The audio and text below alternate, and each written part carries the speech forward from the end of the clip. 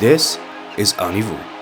She's a 21-year-old professional gymnast from Switzerland.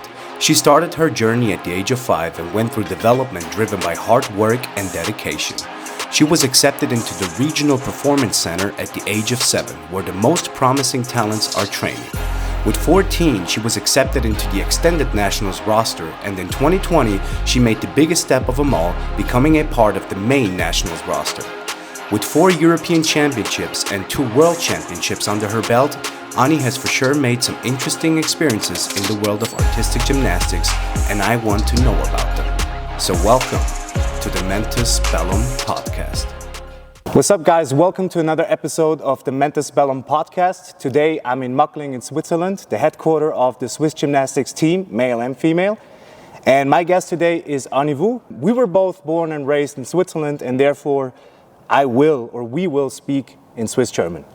I will put English subtitle underneath so you can follow what we're talking about. Annie, herzlich willkommen. Danke. Danke vielmals, dass wir da drinnen dürfen sein. Ich habe schlechte Erinnerungen auf. Ich habe das Kreuzband ja gerissen letztes Jahr im Februar da hinten. Überschlagssalto. Oh, das habe ich nicht gewusst. Ist okay. Mir hat es gelangt, als ich hochgelaufen bin. Ich musste runterlaufen, als es geschneit hat. Ja. Katastrophe. Bevor wir anfangen zu reden, der Podcast heisst Mentis Bellum. Das ist Latinisch für mentaler Krieg. Ist vielleicht ein bisschen hart aufgefahren. Aber ich habe einfach das Gefühl, das Leben ist ein mentaler Krieg zwischen was du erlebst, Situationen, wie du darauf reagierst, deine Eigenentwicklung und. Darum die erste Frage. Was ist für dich mentale Stärke? Boah, schwierig. Ich befasse mich eher, sagen wir so, weniger mit dem Thema. Aber ich glaube, mentale Stärke ist für mich zum Beispiel in schwierigen Situationen trotzdem irgendetwas zu finden, einen guten Grund zu finden, um weiterzumachen und die Hürden auch überzuwinden. Und eben, es fängt ja oft auch mental, also mit der Einstellung an. Und dass eben die von Anfang an, oder probierst ja, die von Anfang an gut zu behalten oder auf die richtige Seite zu lenken. Hat mentale Stärke für dich nichts zu tun, dich auch abschotten von aussen? So ein bisschen, es ist dir egal, was andere Leute von dir denken oder erwarten. Wichtig ist nur, was du in dem Moment willst und erwartest von dir? Ja, sicher auch ein bisschen. Eben, um das abgrenzen von was will eigentlich ich oder was sind eigentlich die Erwartungen von den anderen. In dem, muss ich auch sagen, bin ich so ein bisschen zur Zeit auch mehr dran, eben, um wirklich abgrenzen, was mache ich jetzt eigentlich für mich, was mir auch gut tut und was ist so ein bisschen, ja, habe ich zum Beispiel bis jetzt immer gemacht, aber ist eigentlich gar nicht das, was ich will machen. Aber deshalb bin ich da noch so ein bisschen im Prozess drin. Aber ja, es ist sicher auch wichtig, zu wissen, was du willst. Aber das muss man auch zuerst wie auch lernen und eben, es ist ein ganzer Prozess, aber ich finde, das gehört sicher auch dazu. Mhm. Und wie würdest du behaupten, baust du dir deine mentale Stärke auf? Das Erste ist sicher, dass ich dem bewusst bin oder dass ich auch will daran arbeiten will.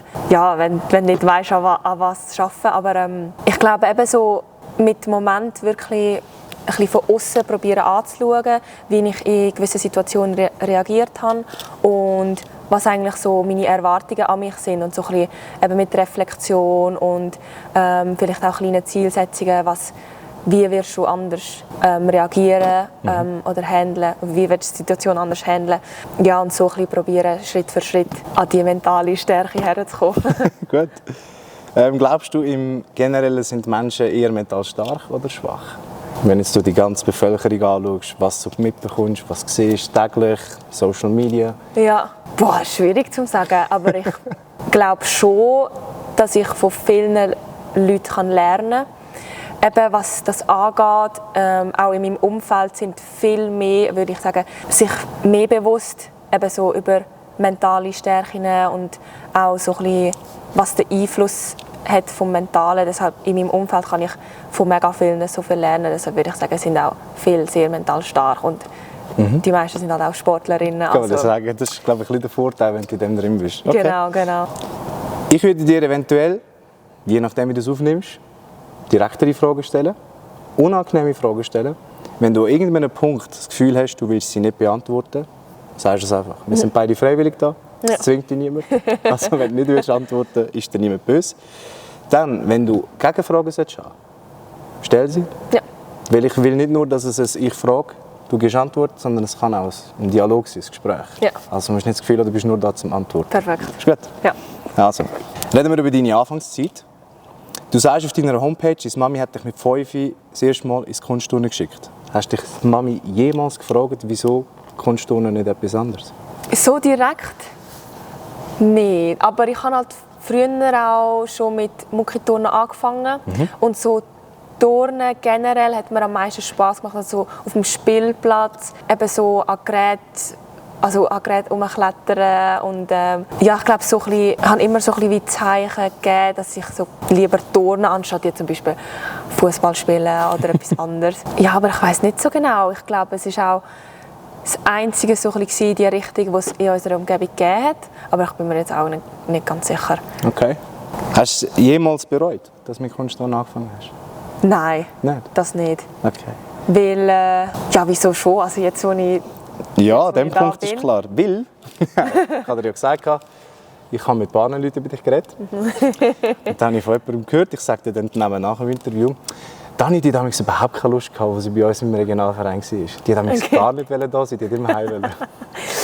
Ja, ich weiss, meine Anfangsphase im RLZ sind zum Teil schwieriger gewesen, aber ich weiss, ich könnte dir jetzt im Moment auch nicht sagen, wieso genau. Irgendwie wollte ich einfach nicht dort sein. Aber das habe ich eigentlich irgendwie am Anfang immer gehabt. Also, als ich in eine neue Umgebung gekommen bin, wo ja, vielleicht so, ich weiss nicht, ob ich mich vielleicht nicht ganz wohl gefühlt habe oder was genau der Grund war. Ich weiss auch nicht, ob ich wirklich einfach heim wollte, aber irgendwie hat es mir dann nicht gepasst. Aber ich habe zu dem Zeitpunkt auch wie noch nicht so ganz, habe ich das Gefühl, ich habe wie realisiert, was genau abgeht. Ich kann wie einfach mit so meine Gefühle zum Ausdruck bringen. Aber was meine konkreten Gedanken in dem Moment waren, kann ich dir nicht mehr sagen. Okay, das ist ja lange her, kein Problem. Hast du damals, als du angefangen hast, schon ein Vorbild gehabt? Weil das braucht ja einen Moment, bis du die Leute überhaupt kennenlernst, wenn du einen Sportart anfängst. Ja, also muss sagen, ich hatte lange keins.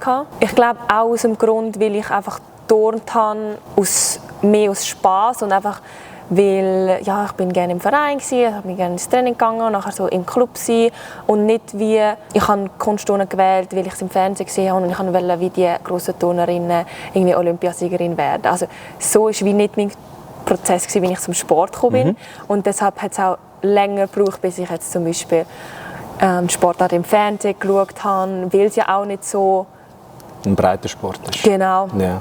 Und ja, da hatte ich wirklich lange auch kein Vorbild gehabt. Sicher ab und zu gibt es wieder mal Turnerinnen, die mich wirklich beeindrucken, aber eigentlich bis heute so könnte ich nicht sagen, habe ich ein konkretes Vorbild. Also vor allem nicht in der Turnszene. Dann muss ich meine nächste Frage umändern. Dann hast du wenigstens von denen, die dich beeindruckt haben, Zeug mitnehmen, die dich bis heute beeinflussen? Ja, das sicher. Also dort ist es vor allem darum gegangen, wie elegant und schön sie turnen, weil ich bin schon, ja, vor allem am Anfang nicht so die elegante gewesen, eher mehr so die kräftigere. Aber das ist jetzt auch mit der Zeit gekommen, eben auch mit dem Verständnis von der Sportart erst so richtig, wie ich kann turnen, dass es auch so wirkt und eben so probieren an die eleganten Turnerinnen wie zum Beispiel so Angelika Melnikova oder eine Turnerin, die mich auch sehr beeindruckt, ist Pauline Schäfer, eben weil sie so elegant ist, aber trotzdem kräftig und auch ihre Technik zum Teil, weil sie auch von einem Mannentrainer trainiert wird und gecoacht wird. Und ja, das beeindruckt mich halt wie fast mehr als jetzt nur, wie viele Medaillen hat sie jetzt eigentlich schon gewonnen. Und so oder boah, das Element will ich jetzt auch. Genau. Das ist mehr als das. Ja, aber das ist ja auch schön, dass du mehr siehst als einfach nur der Erfolg. Ja. Okay. Du warst nur 2 Jahre im Regionalverein bei uns in Obersiggenthal. Und dann bist du schon ins RLZ. Magst du dich noch daran erinnern, an deine Anfangszeiten, wie das für dich war? Training, Strukturwechsel, Schulwechsel, allgemein? Ich glaube, es ist mir eher einfacher gefallen, weil ich auch irgendwie nicht so gecheckt habe, was jetzt genau abgeht. Also es ist wie alles sehr gut um mich herum für mich organisiert worden. Also eben mit der Schule, mit dem Training und ich hatte wie einen Plan und an den habe ich mich gehalten und nachher ist alles so ein bisschen nach dem abgelaufen und dann habe ich am Anfang wie sagen wir so einfach ein bisschen das gemacht und eben ich kann halt gut selbstständig sein, also zwischen Schule und Training wechseln und deshalb ist der Wechsel eigentlich nicht so nicht so schwierig gewesen, würde ich jetzt sagen. Okay. Wie viele Stunden hast du damals trainiert im RLZ? Das ist noch nicht wie heute, 25 nehme ich an. Ja. Ich glaube aber schon fast. Schon? Vor allem am Anfang im RLZ haben wir sehr viel trainiert. Also unsere Trainingszeiten sind auch sehr banal gewesen eigentlich. Also immer jeden Nachmittag 2:30 bis 6. Am Montag bis Freitag. Also deshalb kommst du eigentlich schon auf fast 24 Stunden. Aber ja, das ist eigentlich gut gegangen. Also Energie hatte ich eigentlich immer für das Training. Und bist du Privatschule oder Sportschule? Beides zusammen? Am Anfang bin ich in Baden in die Tagesschule und nachher eigentlich in die normale öffentliche Schule. Und nachher ist ja in Niederlanden auch so ein bisschen aufgebaut worden mit der Sportschule vor Ort. Aber ja, es war ja mehr so, um Hausaufgaben nachzuholen, Stoff nachzuholen oder irgendwie zum Teil auch Prüfungen schreiben. Also es war sicher praktisch gewesen, aber ich bin eigentlich immer in einer öffentlichen Schule gewesen. Okay, und wie schwer war es für dich, alles zu handeln? Das Härtetraining, Schule aufzugehen, dann musst du dich noch mal erholen und irgendwann willst du auch noch ein Kind sein. Also, ja, also es ist eigentlich noch gegangen, weil die Schule ist mir vor allem bis so, also die ganze Primarschulzeit ist eigentlich für mich easy gewesen. Also es war wie kein Problem gewesen. Ich habe halt wirklich auch immer gerne etwas gemacht. Also ich bin gerne in der Schule gewesen, hatte so den sozialen Kontakt mit den Klassen gehabt. Und eigentlich mit dem Training war es auch angenehmer gewesen im RLZ, weil du halt durch den Tag trainiert hast. Das heisst, am Abend hast du noch ein bisschen Zeit gehabt für zum Beispiel Hausi oder eben zum Erholen. Und im Verein war es eigentlich fast schwieriger gewesen, weil du den ganzen Tag in der Schule warst und nachher am Abend noch Training und nachher bist du irgendwie vielleicht so 9, 10 daheim und hast dann am nächsten Tag wieder voll in die Schule müssen. Ja. Das ist immer noch so. Ja, ja genau. Und eben so in der Schule so viel zu fehlen, war für mich wie kein Problem gewesen. Deshalb ist eigentlich alles gut aufgegangen. Ich hatte weniger Schule, konnte trotzdem alles machen. Von dem her. Aber braucht auch genug Eigendisziplin als Kind? Dann? Oder hast du jemanden, der das auch ständig kontrolliert hat? Ich mache jetzt deine Aufzugehen? Ich weiss gar nicht. Ich habe, glaube alles ziemlich selbstständig gemacht. Ich weiß gar nicht, wie das genau abgelaufen ist, aber daheim kann ich mich nicht groß erinnern, dass ich wirklich gross an Hausis arbeiten. Aber ich glaube, ja, eben sehr hilfreich war eben die Sportschule, dass du einen Zeitslot hast, wo du eben an dem hast arbeiten konntest. Und dann ist es auch gemacht worden und nachher hast du daheim dich erholen. Aber wenn du ins RLZ kommst, findet die Unterstützung für den ganzen Prozess privat statt, von daheim, oder wirst du vom Kanton oder dem STV unterstützt? Weißt du, dass der Wechsel für dich auch noch klappt? Dass du alles managen kannst? Ja. Wie ich mich erinnere, war es mehr privat. Eben, jeder hat sich selber schauen, wie die Schule darauf reagiert. Weil bei uns war es auch so, dass alle eigentlich in einem anderen Schulsystem waren. Und du kommst ja alle zusammen auf Niederlande, aber du wohnst ja immer noch daheim. Das heisst, die Schule ist meistens bei deinem Wohnort. Und nachher ist, glaube ich, schon viel von privater Hand abgelaufen. Aber ich weiss, das haben alles meine Eltern gemacht. Also ich musste wie keine Sorgen da machen. Und deshalb haben sie alles gehandelt und gemanagt. Und, ich weiss, es wird sehr viel aus privater Hand gezahlt. Ja. Gut. Du hast den Großteil von deiner Kindheit und auch Teil von deiner Jugend im RLZ verbracht. Was sind deine besten Erinnerungen? Meine besten Erinnerungen sind, glaube ich, Mittagspausen.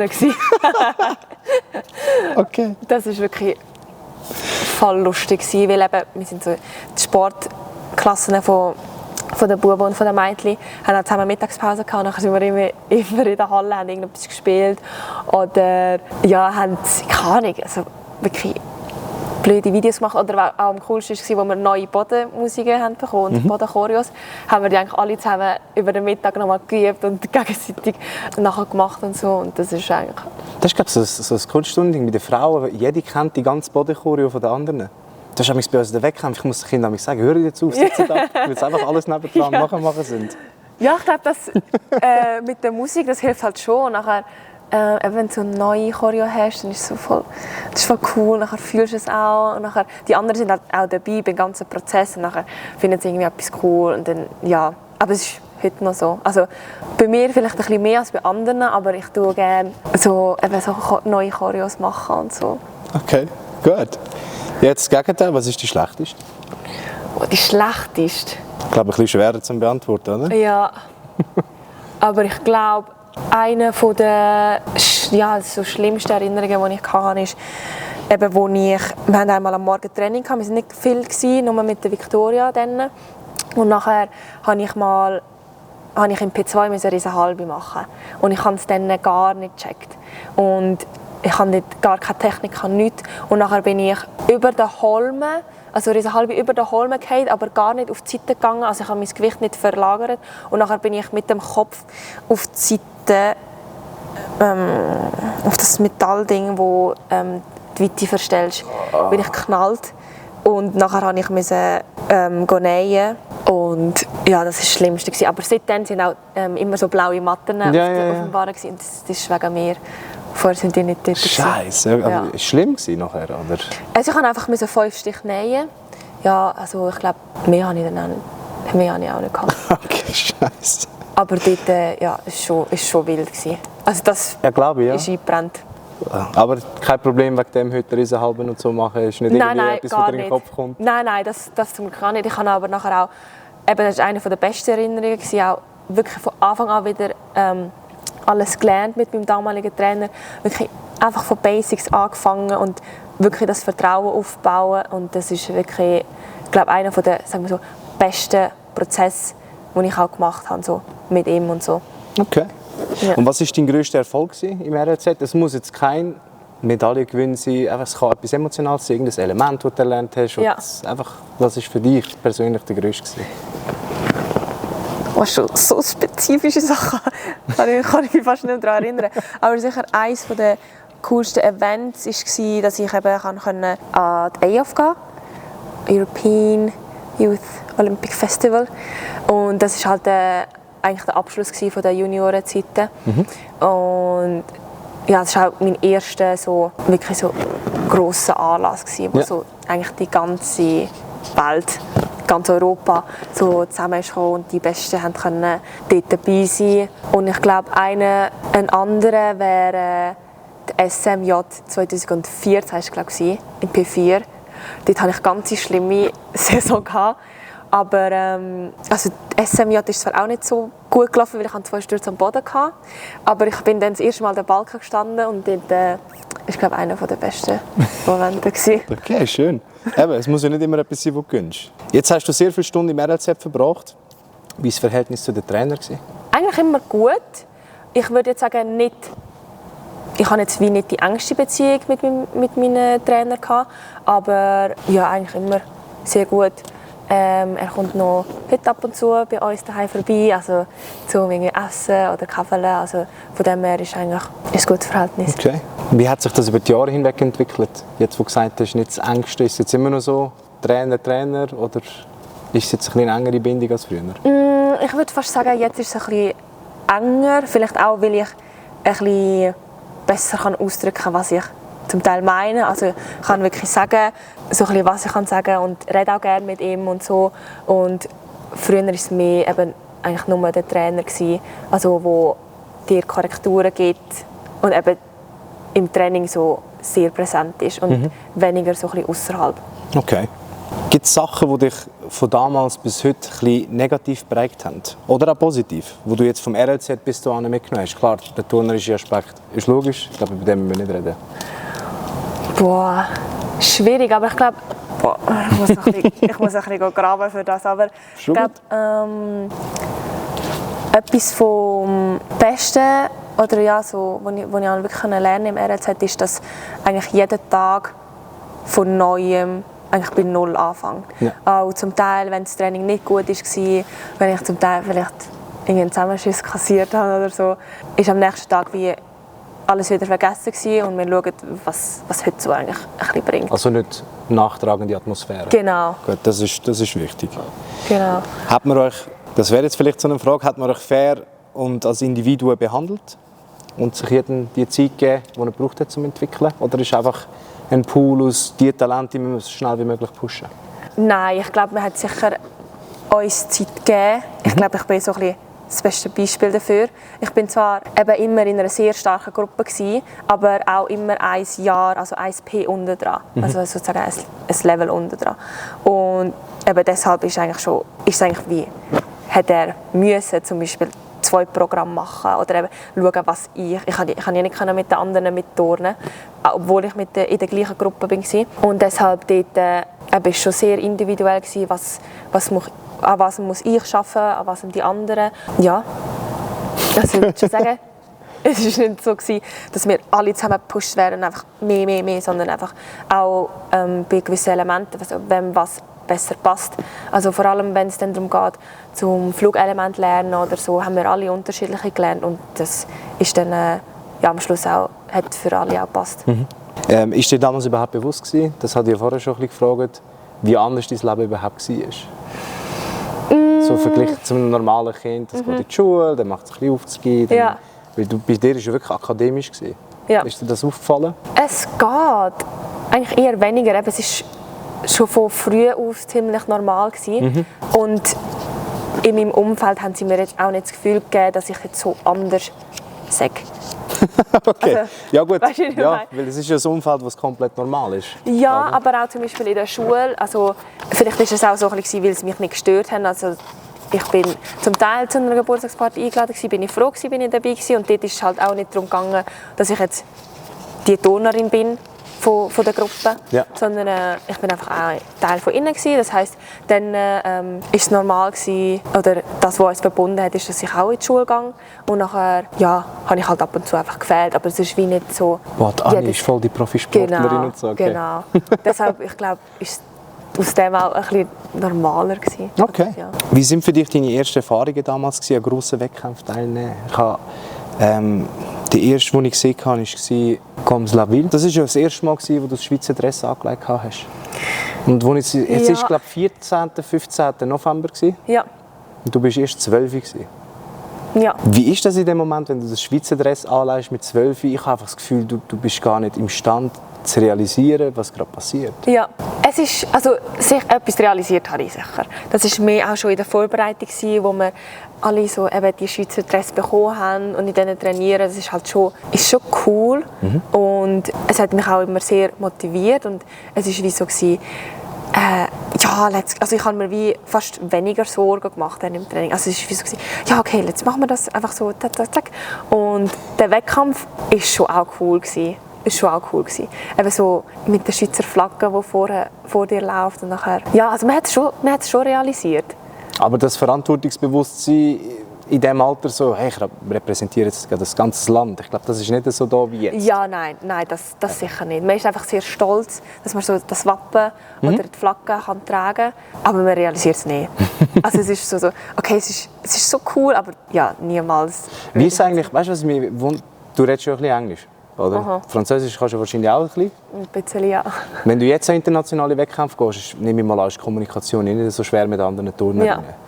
Aber mit 12, wo ja wahrscheinlich noch keine andere Sprache kannst und dann gleich so viele Kinder zusammen sind, ich nehme mal an, gleich eine Variante gefunden, weil Kinder sind ja kreativ, um miteinander können kommunizieren und vielleicht auch ein bisschen spielen. Ja, also dort haben wir schon, also wir haben dort schon das Gefühl, man kann Englisch. Also, es war wie so, yeah, you know, nachher so probieren irgendwie zu kommunizieren und die anderen haben dann auch nicht, also wir haben das gleiche Level gehabt, das heisst, irgendwie haben wir uns trotzdem verstanden.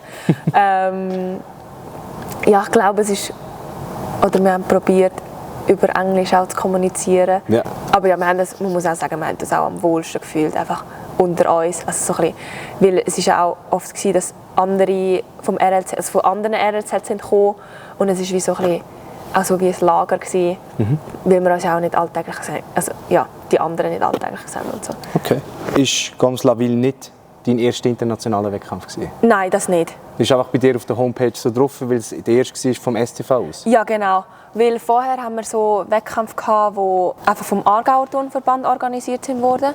Ich kann mich noch daran erinnern, sind wir eben 8 Stunden mit dem Auto von Niederland auf Belgien, Kehrbergen gefahren, weil unser Trainer nicht fliegen wollte. Sind wir gefahren, aber das ist auch immer, also den Wettkampf habe ich glaube 2-mal gemacht und ja, sprich so individuelle Planung. Also die eine Gruppe ist schon ein Jahr vorgegangen, aber ich bin dort noch nicht ready gewesen. Und nachher ein Jahr später konnte ich auch joinen. Das war sicher cool gewesen. Und ich kann mich gar nicht daran erinnern, aber Gomlaville war sicher einer der ersten gewesen, so über den STV, eben, wo halt auch sozusagen selektioniert wurde ist von der ganzen Schweiz. Ja. Oder zum Beispiel Arg war eben auch ziemlich früh gewesen. Ich weiß aber nicht mehr, wie alt ich bin. Was ist das? Das habe ich noch nie gehört. Das war auch irgendwie ein internationaler Wettkampf gewesen. Dort war auch noch cool gewesen, wir waren 3 Schweizerinnen gewesen, und das Team war eine Zweiergruppe gewesen. Nachher hatte ich ein Mixteam mit einer Franzosin. Aber ich konnte mit ihr gar kein Wort reden oder geredet. Ich kann mich einfach nur daran erinnern, sie ist am Balken gefallen. Und ich so, ist okay? Und dann bin ich am Boden gefallen und sie so, es ist im Fall okay. Aber ja, ich weiss eben nicht, ob das zuerst war oder Gomlaville. Aber ich kann mich nur daran erinnern, dass ich am Schluss von der Rangverkündigung haben sie mich noch aufgerufen. Und ich habe gar nicht verstanden, alles auf Französisch gewesen. Und sie so, ja, das ist irgendwie, weil du die Jüngste warst an diesem Wettkampf. Weil es war halt Dezember gewesen, und ich hatte erst nachher noch Geburtstag gehabt. Das heisst irgendwie, ja, habe ich für das einen Pokal. Also auch wenn der Wettkampf, wenn ich einen Sturz hatte und jetzt unser Team jetzt nicht so wow war, habe ich trotzdem noch einen Pokal wieder heimnehmen. Hast du Freude gehabt, sicher, oder? Ja, sicher. Aber ich habe nur noch ein Bild. Also, ich weiss noch, meine Frisur war irgendwie. Weil ich dort irgendwie nicht anständige Frisur machen konnte. Dann bin ich einfach dort oben gestanden, nicht gecheckt, wieso. Und meine Trainerin einfach so, ja, geh rauf, geh rauf. Ich so, okay. Gut, und nachher am Schluss hat sie mir dann gesagt, wieso. Okay. Rapid-Fire-Fragen. Einfach so, um das Hirn ein bisschen verwirren. Ist gut? Eine Frage, eine Antwort. Du musst mir nicht erklären, wieso du das antwortest. Okay. Und ich frage auch nicht nachher. Wenn du es erklären willst, darfst du. Okay. Okay, also. Beweglichkeit oder Kraft? Kraft. Okay. Beweglichkeits- oder Krafttraining? Krafttraining. Sich über eine schlechte Performance aufregen oder abschließen und weitermachen? Aufregen. Okay. Bei Übungen den Teammitgliedern zuschauen oder umdrehen und wegschauen? Zuschauen.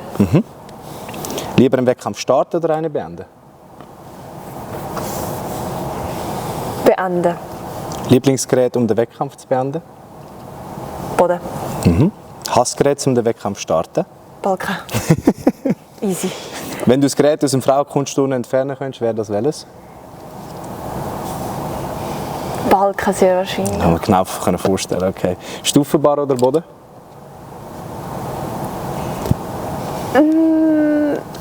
Weißt du schon, wieso ich das gefragt habe? Boden. Boden? Ja. Okay, gut.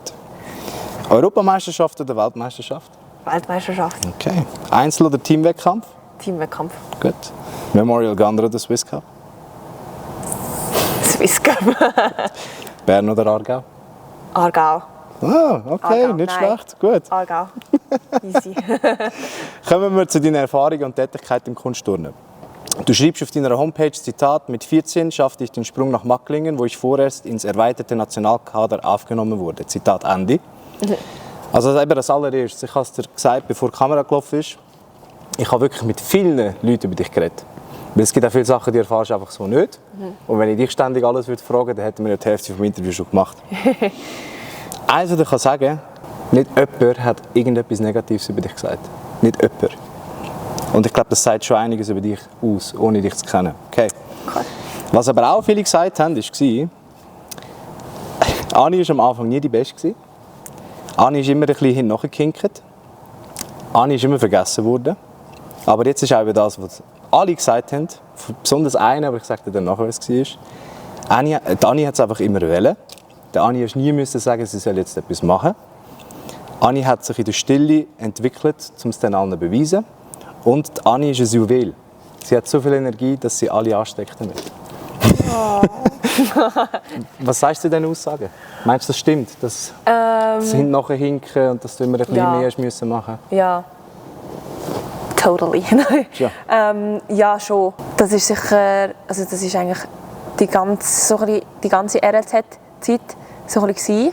Aber ich glaube, das hat mir eben auch ein bisschen geholfen, oder hat mir so ein bisschen Last genommen, weil ich so wie gewusst habe, ich bin noch wie ein bisschen dabei, aber ich habe wie nicht den Druck, den vielleicht andere in der Gruppe hatten, dass sie eben so ein bisschen wirklich jetzt leisten. Und bei mir haben es halt wie die meisten oder die wenigsten erwartet. Also so, ja, Dani ist einfach dabei. Ja, genau. Sie macht halt ihr Ding. Und ich habe halt gedacht, ja, ich mache halt mein Ding. Nachher, also wir könnten eigentlich erwarten, dass sich das nerven würde. Jetzt aber im Endeffekt hat es dir geholfen, weil du dich ohne den unnötigen Druck hast entwickeln. Ich glaube, ab und zu war es schon so, ja, wieso nicht auch ich? Also so, eben, schau, ich bin ja auch da, ich bin ja auch dabei. Aber wenn man eben alles so ein bisschen angeschaut hat, auch nur so von außen, also von der Schwierigkeit oder irgendwie ja auch so ein bisschen die Erfahrung, also die ich wie auch einfach nicht hatte. Oder ja, man hat es halt einfach gemerkt.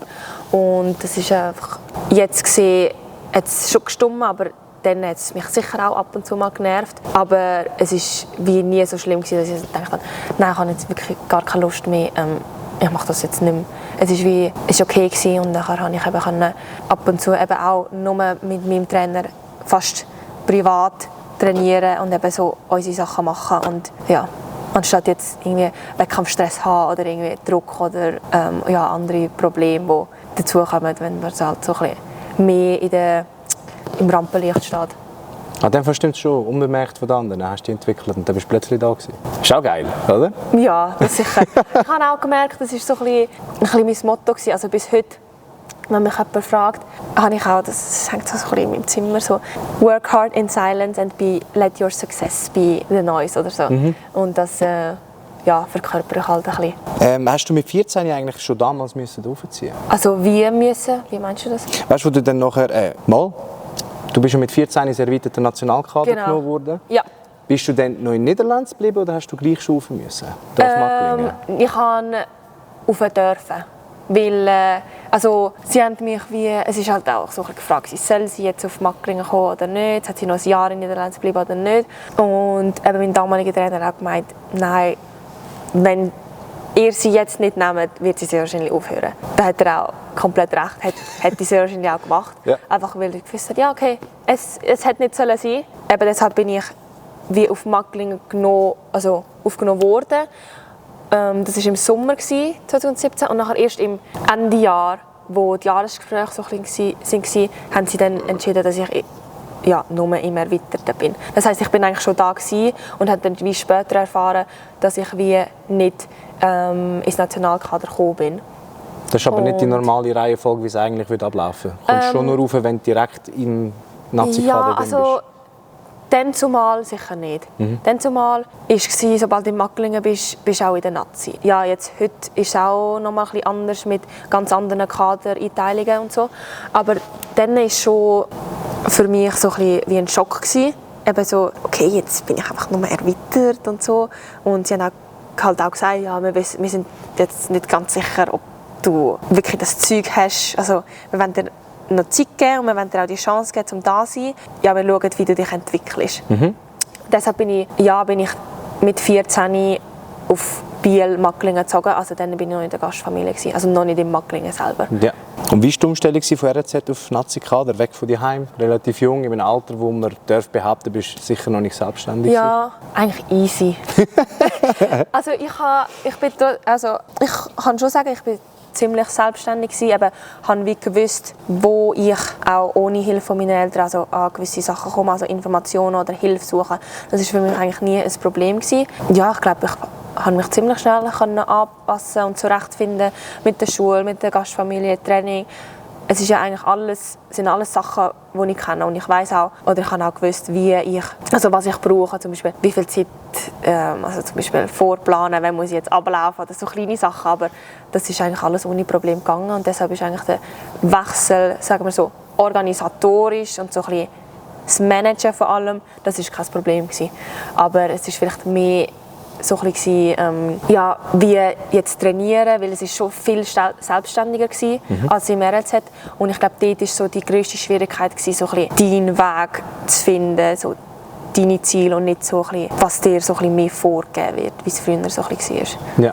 Also ist das so durch auch bewusst gefördert worden, dass du selbstständiger bist, oder ist es einfach so gewesen und entweder du kommst mit oder verlierst? Ich glaube, es ist einfach so gewesen. Und am Anfang hast halt bist schon ein bisschen so eingeführt worden, aber irgendwie ist halt mehr so auch auf so der Einstellungsbasis, also was sind so deine Ziele, also wie groß ist dein Engagement, um jetzt wirklich weiterzukommen.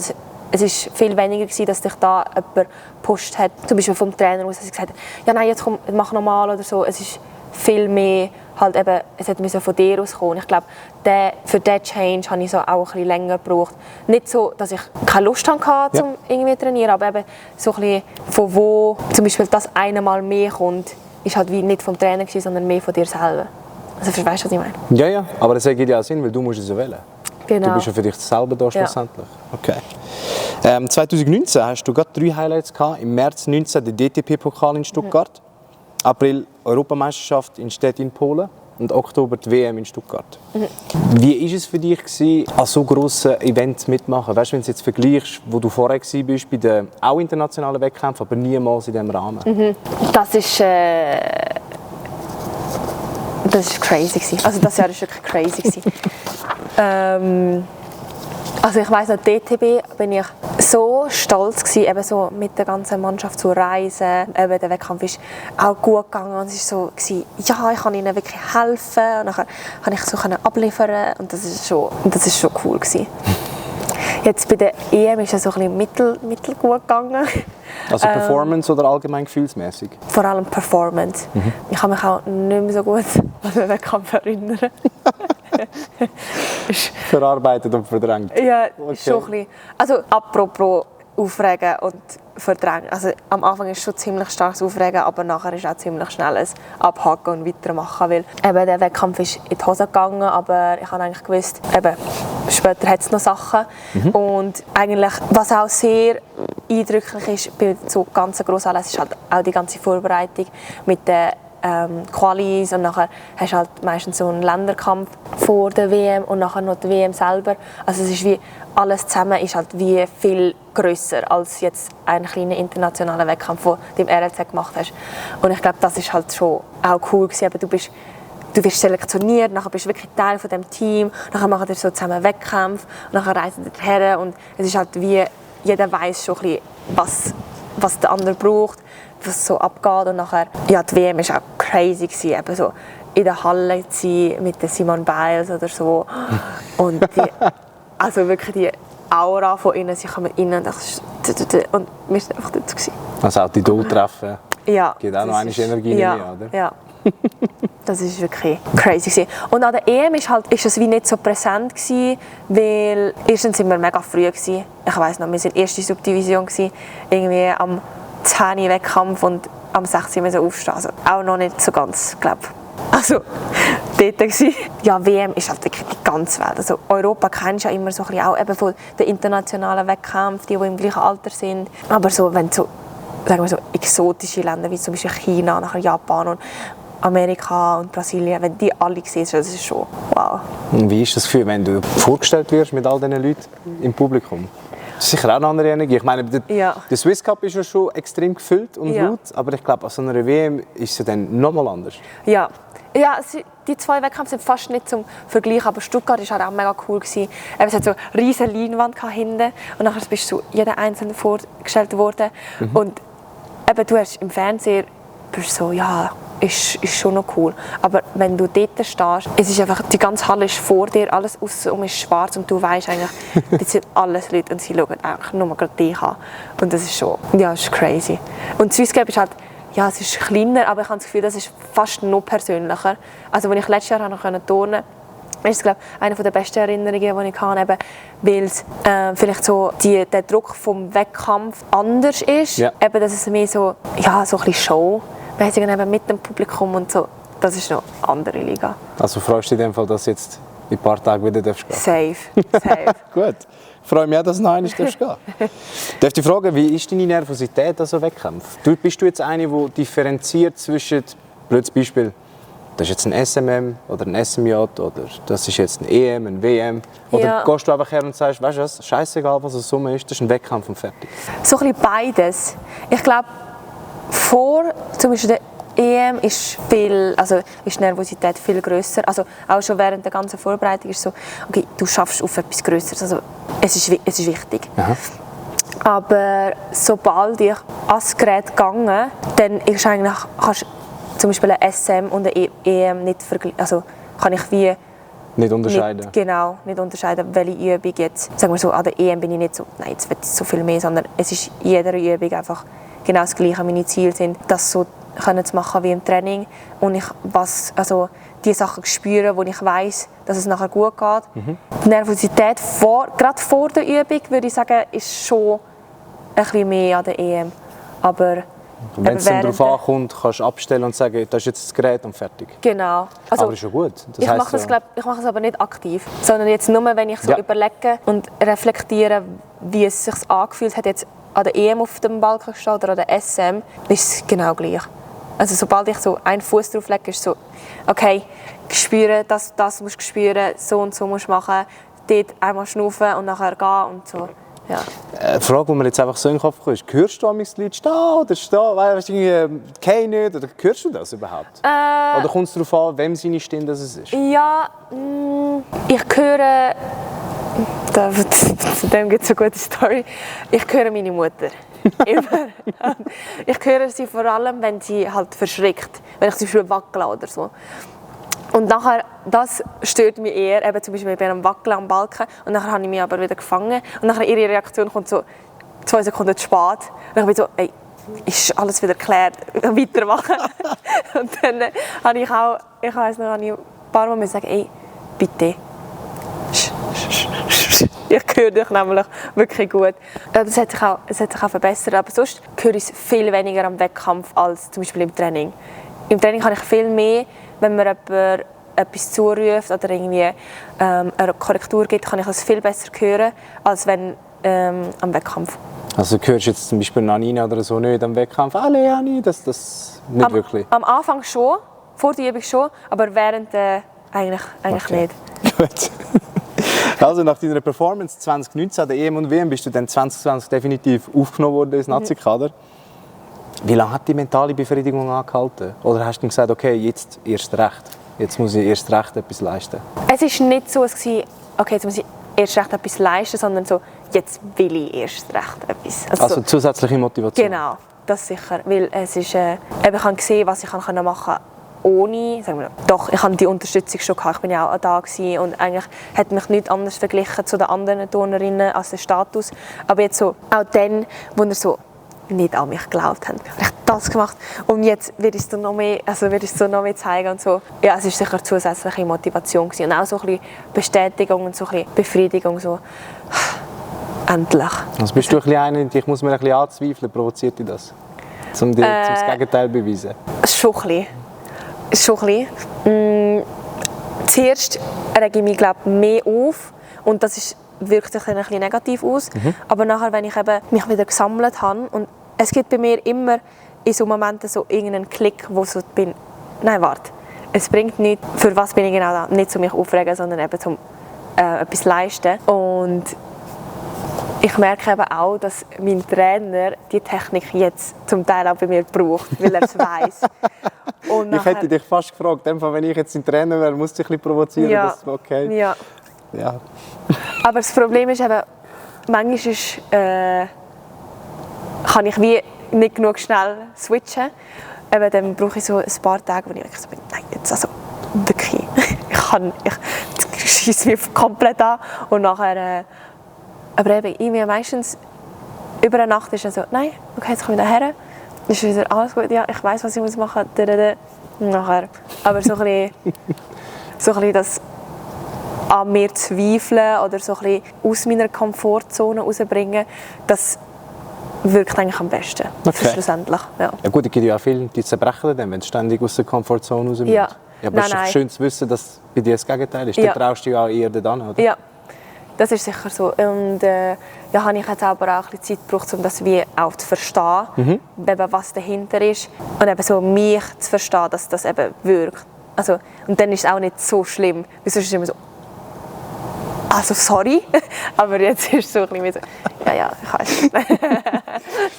Findest du eigentlich gut, dass ihr alle im Macklingen trainieren? Ich frage das einfach aus dem Grund, Italien, ich weiss nicht Frankreich, aber Deutschland, die sind ja alle in einem Center und dann kommen jetzt einfach zusammen für Nazi-Training. Ja, also jetzt müssen wir ja nicht mehr da trainieren. Seit wann? Seit ja, so ein bisschen im Laufe von diesem Jahr hat sich eigentlich so ein bisschen geändert, dass wir haben ja auch verschiedene Kaderstatus, aber dass es wie nicht Pflicht ist, zum da sein. Also, das habe ich jetzt nicht gewusst, okay. ja, das ist wie in unseren Verträgen jetzt so halb drin. Aber ich weiss nicht, ob das jetzt so, das so publik ist. Aber ja, nein, es ist sicher mehr, es ist auch so, dass die jüngere also die Turnerinnen erst später kommen. Und eigentlich mit dem haben sie auch gesagt, ja, nein, wenn es für dich nicht passt, dann ist es auch okay, wenn du eben dezentral trainierst. Aber meiner Meinung nach ist einfach, da hast du wie alle Infrastrukturen mega nahe, also eben mit dem Medical Center und auch das Baspo, wo viel eben anbietet. Deshalb ist für mich persönlich einfach da die beste Umgebung zum Trainieren. Okay. Aber ich finde es eben auch cool, mit diesen potenziellen EM-Team-Kolleginnen schon zu trainieren und dann eben hast du den Vibe, also hast du schon und kannst dann, sagen wir so, den Fokus mehr auf deine eigenen Leistungen oder auf den Wettkampf haben. Aber es ist jetzt für mich auch nicht das Problem, wenn jetzt jemand von außerhalb fürs Team selektioniert wird. Also der Team-Vibe ist eigentlich das Gleiche. Aber ich finde es halt cooler, wenn ich so jeden Tag mit ihnen trainieren kann.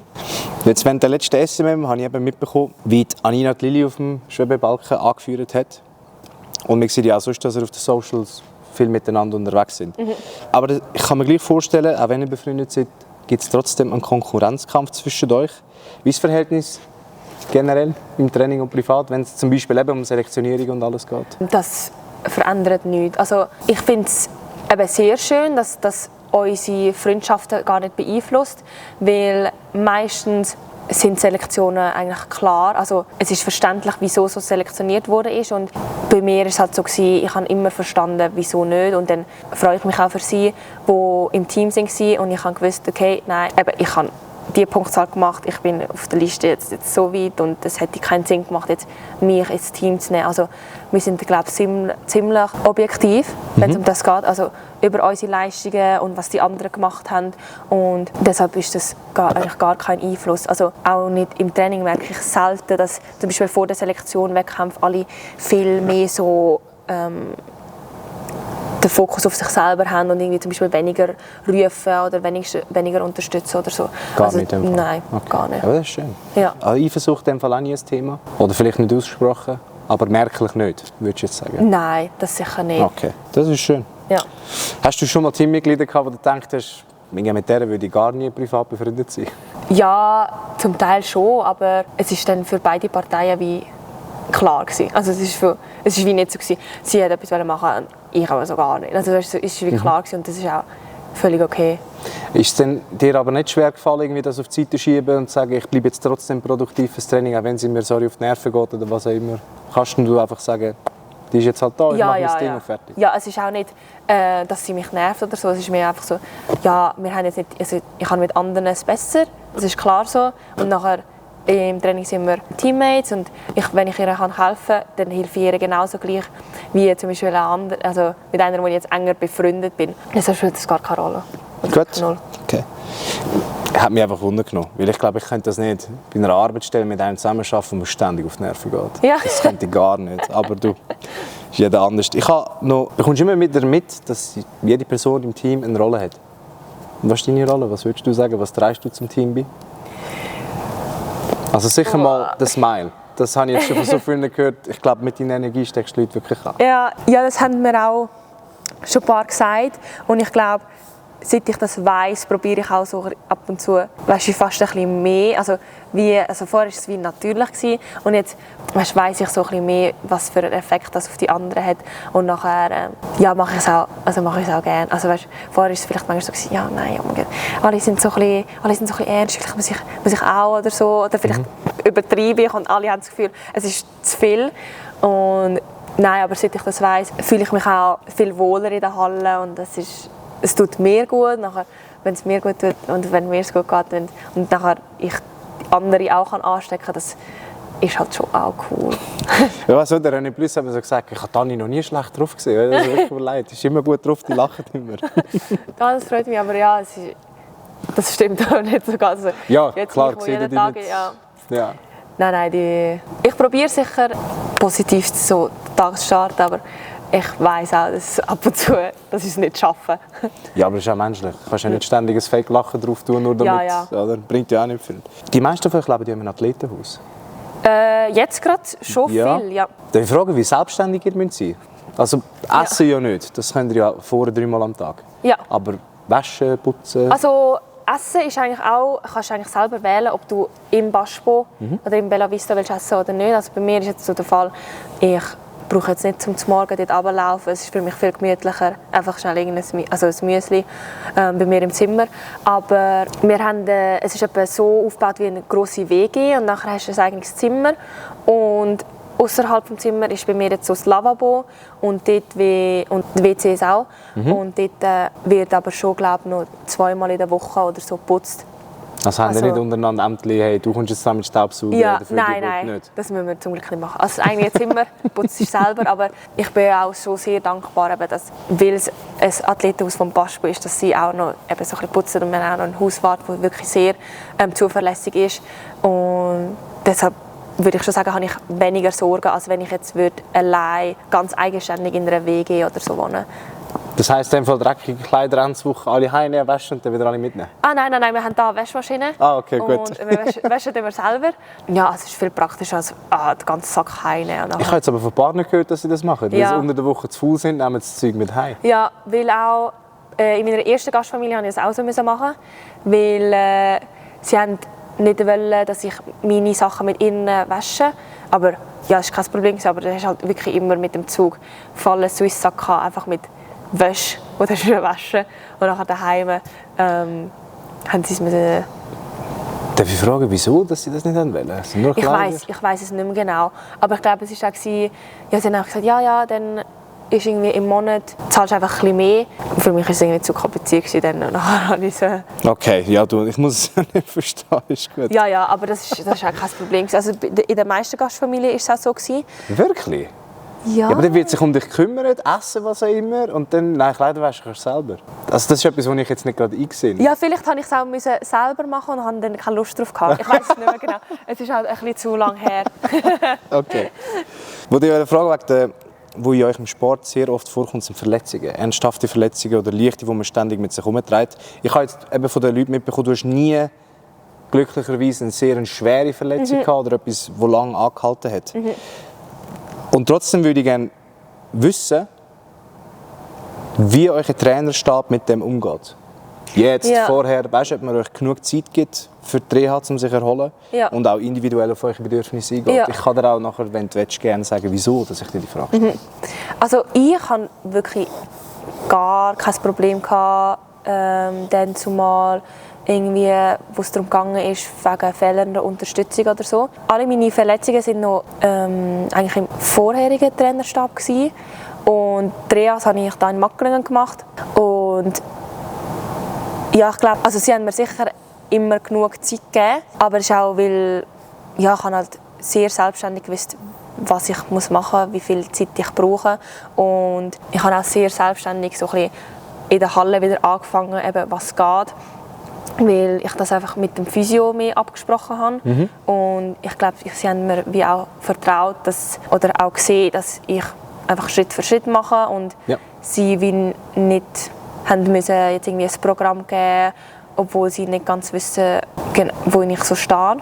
Also ich habe alle Rehas, oder bei allen Rehas eigentlich ziemlich gute Erfahrungen gemacht, im Sinne von, was Trainer anbelangt. Also hat nie irgendjemand gesagt, für das haben wir jetzt keine Zeit, Anni, wir müssen jetzt vorwärts machen, ich übernehme das? Oder? Nein, gar nicht. Also, okay.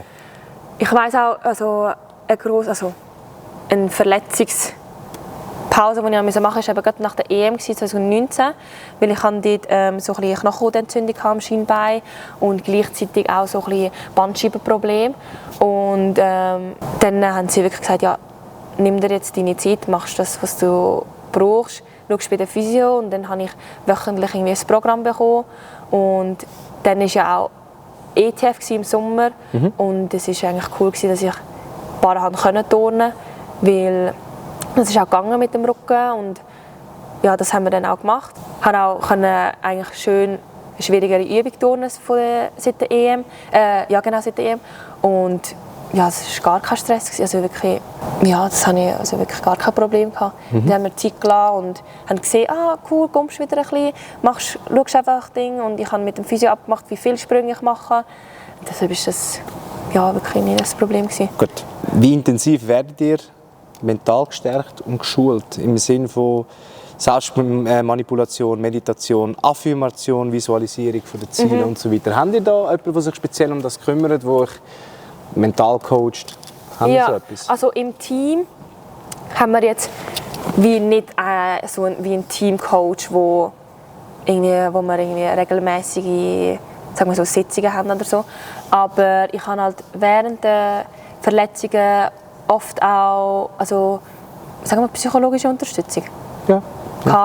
Eben, wo man so gewisse Techniken angewendet hat. Eben, bei mir ist es halt vor allem darum gegangen, eben so ein bisschen einfach darüber reden und auch vielleicht so, oft habe ich autogenes Training gebraucht, wo halt spezifisch auf jetzt die Verletzung angepasst wurde. Aber das ist halt sehr individuell. Also ich habe jetzt immer selber im Moment gesagt, okay, jetzt brauche ich es und nachher jemanden gesucht. Ja, aber eben, wie gesagt, es gibt wie nicht ein Team Psychologe jetzt. Aber man kümmert sich darum, dass ihr mental gestärkt werdet und Unterstützung habt, das sowieso nicht mehr. Also du wirst sicher eine Anlaufstelle haben, wenn du merkst, etwas ist. Ja, das sicher. Also eben mit dem Medical, wo auch Sportpsychologen hat.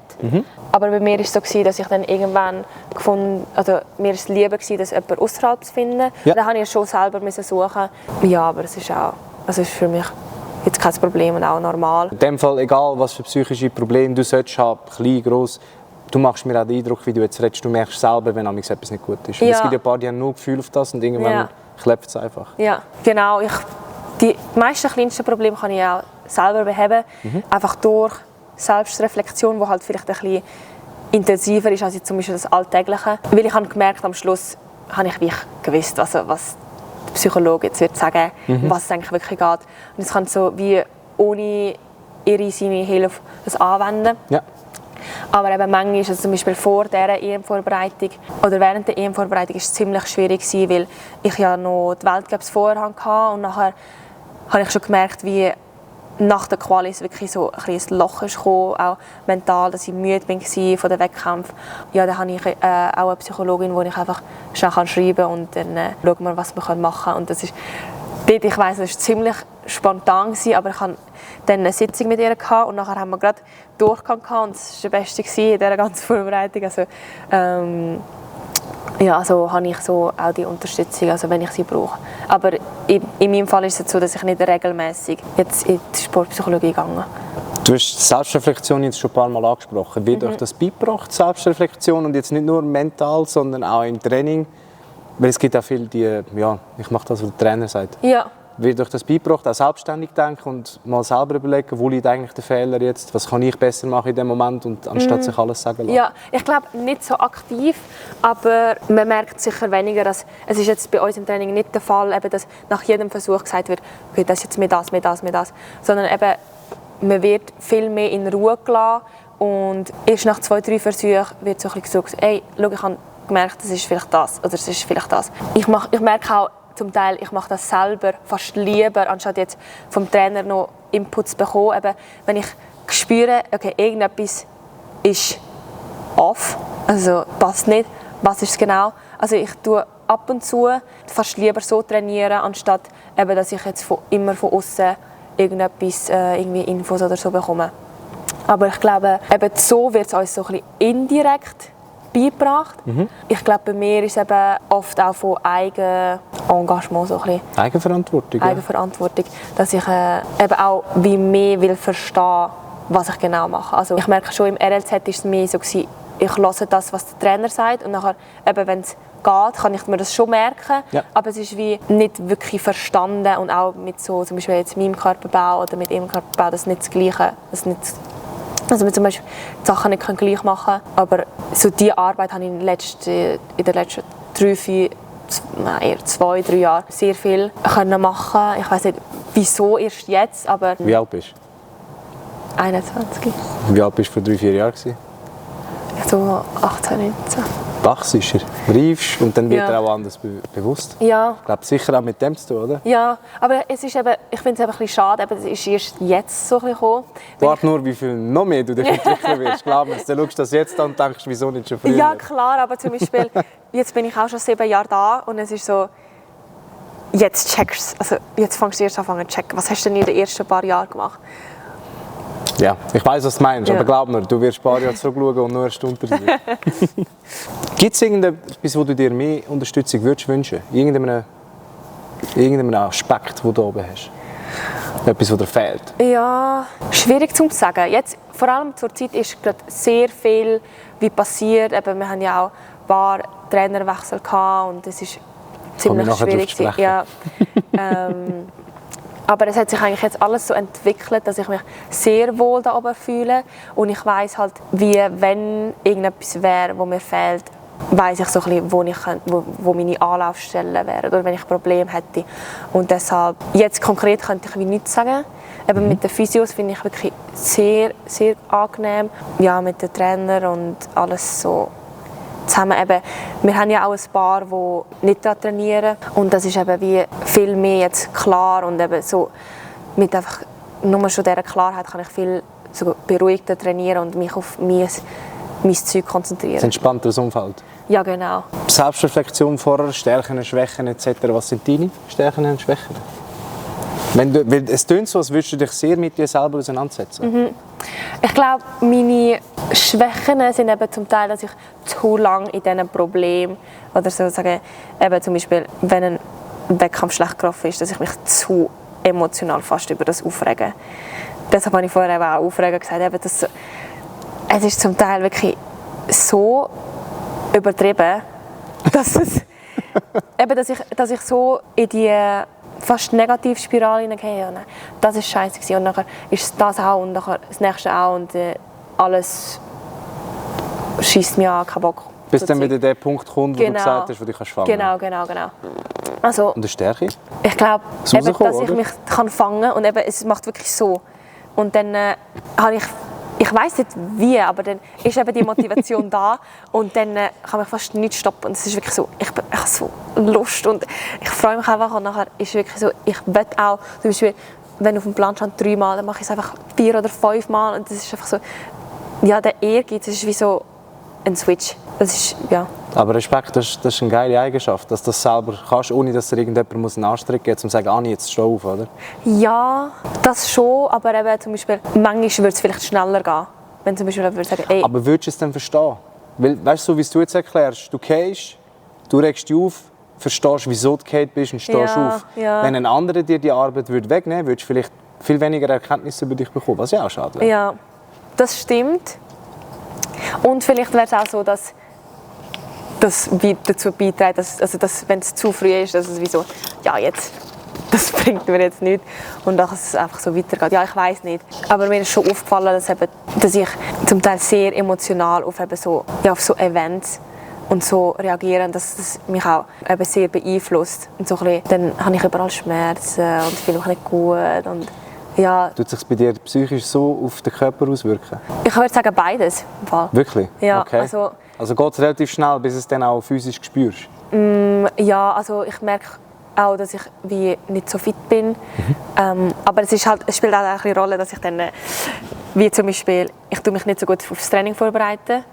Also zum Beispiel tue ich nicht so gut einrollen oder irgendetwas, nachher fange ich an zu rennen und es ist einfach so, nein, ich fühle mich einfach nicht so. Also es ist wie so ein Ja. Hin und Her.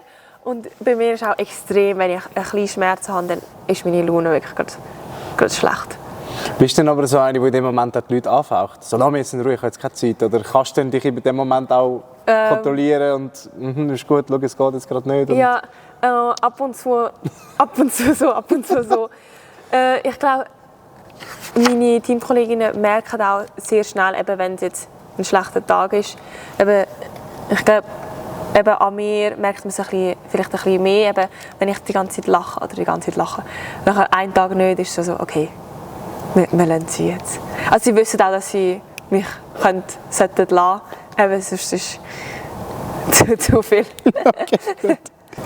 2019 WM in Stuttgart, dann die EM in Stettin, 2022 EM in München, 2023 WM in Antalya und dieses Jahr 2024 EM in Rimini. Als Mannschaft, wo du dabei warst, ist dieses Jahr Rimini am erfolgreichsten gewesen. Einzel oder Mehrkampf Antalya 2023. Wie behaltest du an grossen Wettkämpfen einen klaren Kopf? Du hast vorher gesagt, du bist als Gerät gehst, relativ nervös, nachher nicht mehr. Hast du Ritual, die dir helfen? Ja, eigentlich immer. Also ich tue sehr gerne visualisieren, also die Wettkampfübungen. Am besten ist es eigentlich immer in der Halle. Also wirklich, wenn ich Geräte anlange, aber es ist meistens ein bisschen schwierig an so Grossanlässen, weil die Trainings so taktet sind. Dann hast du eigentlich keine Zeit, wo niemand keine Zeit für niemand ist auf dem Gerät und du langst 1,5 Minuten den Balken an. Also deshalb mehr im Zimmer, vor dem Schlafen oder so. Das ist eigentlich so das konstanteste Ritual, das ich so kann. Sonst ist immer so ein bisschen durch die Saison, was am besten geht, aber Musik hören ist eigentlich auch immer dabei. Das sind so die 2 Hauptsachen, würde ich sagen. Ich versuche immer, also das wäre jetzt das Ziel, vom vorherigen Podcast etwas mit einnehmen. Ein Kollege von mir hat gesagt, er hat kein Ritual, genau aus dem Grund, weil wenn er es mal nicht machen kann, hast du das Gefühl, du schaffst es nicht. Ist das bei dir etwas, macht es dich nervös, wenn du die Ritual nicht machen kannst? Du sagst, Scheiße, ich kann es nicht machen, jetzt performe ich schlechter. Ich glaube schon ein bisschen. Aber ich habe eigentlich probiert, ein bisschen von dem wegzukommen. Also ich habe gemerkt, früher war es wirklich auch schon schlimm gewesen, vor allem in den RLZ-Zeiten. Es war noch lustig, jetzt, wo wir zurückschauen, wir hatten so einen Magnesiumkorb beim Balken und wo wir Übungen haben müssen machen, bin ich immer zwischen der Wand und dem Magnesiumkorb gestanden und nachher eine Kollegin von mir auf dieser Seite und eine andere vis-à-vis von mir. Und es war immer so gewesen. Und nachher haben wir auch, also bei mir war es so gewesen, ich habe immer gewusst, also wie oft nehme ich Magnesium an die Füße und so. Also das ist schon. Also das war nicht mehr ein Ritual gewesen, wie im Sinne von... Aber geht das nicht auch richtig Angewohnheit beim Esstisch? Du hast einfach deinen Platz.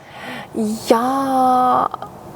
Weil ein Ritual ist ja etwas, was du bewusst machst. Wo du sagst, jetzt nehme ich mir 5 Minuten Musik. Wie heisst die Engländerin, die immer Kopfhörer anhat, bis das Gerät geht? Georgia May Fenton. Oder Becky Downey. Ja, für mich ist das ein Ritual. Ja. Wo du bewusst machst. Ja. Weil das, was du jetzt erklärst, ist einfach so, das ist mein Platz, ich hänge sie mir da. Nein, es ist schon... Es musste so sein.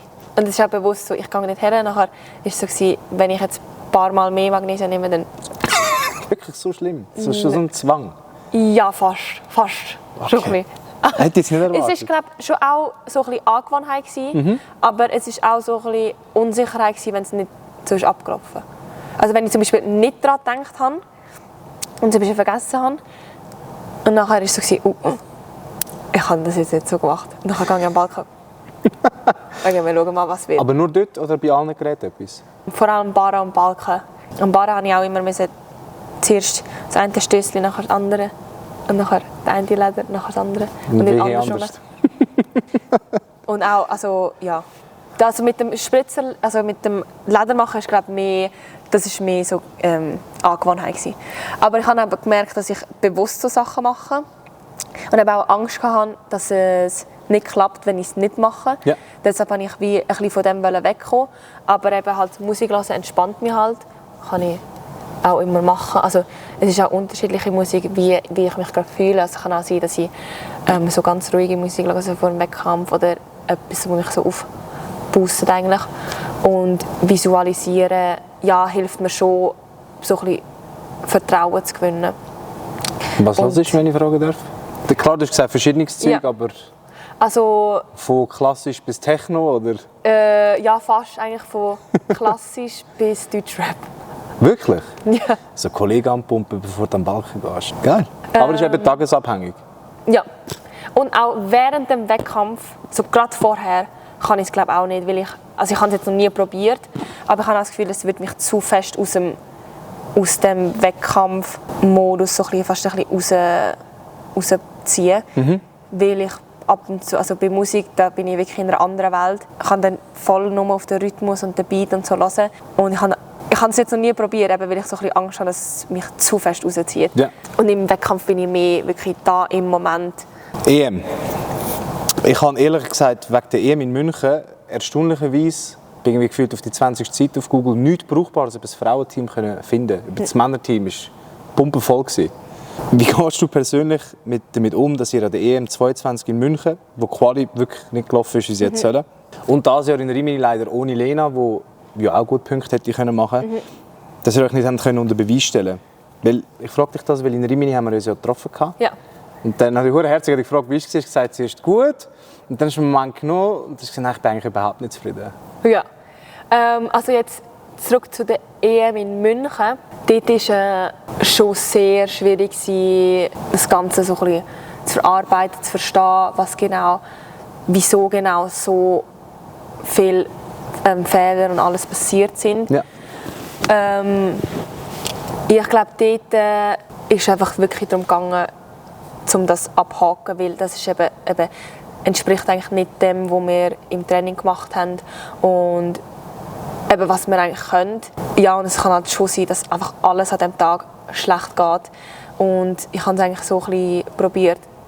Dort habe ich wirklich probiert, einfach abzuhaken, nicht zu viel wirklich in die Tiefe hineinzugehen, weil eben, es ist so viel gewesen und eben auch der Druck von außen und ja, all die, es hat trotzdem ein paar Schlagzeilen gegeben und ja, dort ist es vor allem bei mir darum gegangen, einfach abhaken und weitermachen und es ist, glaube ich, auch ein bisschen einfach gewesen, weil der grösste Teil von uns hat ja auch keinen Wettkampf mehr nachher gehabt. Also wir hatten wirklich Zeit gehabt, um so ein bisschen die Bad Vibes umzuwandeln und nachher einfach zu trainieren und eben stärker zurückzukommen. Mhm. Und ohne, dass wir eben noch Wettkämpfe hatten, wo irgendwie andere können sagen, ja, okay, schauen wir mal, wo sie jetzt stehen. Also dass wir wirklich so einen Block Zeit hatten, für so einfach in dieser Halle zu sein und zu trainieren. Ja. Und EM in Rimini ist eigentlich teammäßig wirklich gut gewesen.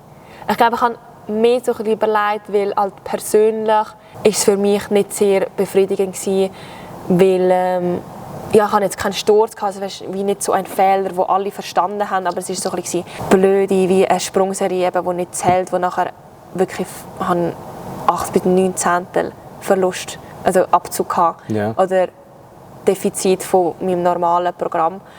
Und einfach so Sachen, die eben nicht passieren sollten, nerven mich halt fast eigentlich noch mehr. Und dann eben, das sollte nicht passieren, deshalb regt es mich auch so auf und deshalb ist es auch nicht gut gewesen. Aber eben die Teamleistung und so Punkte insgesamt und eben der ganze Wettkampf ist eigentlich gut gewesen. Mhm. Und also bin ich wirklich stolz auf das Team und es ist wirklich gut gewesen. Und was mich einfach nervt, sind einfach dumme Fehler. Und das ist, glaube ich, das ist das, was mich mehr zum Nachdenken gebracht hat oder bringt, als einfach ein Sturz.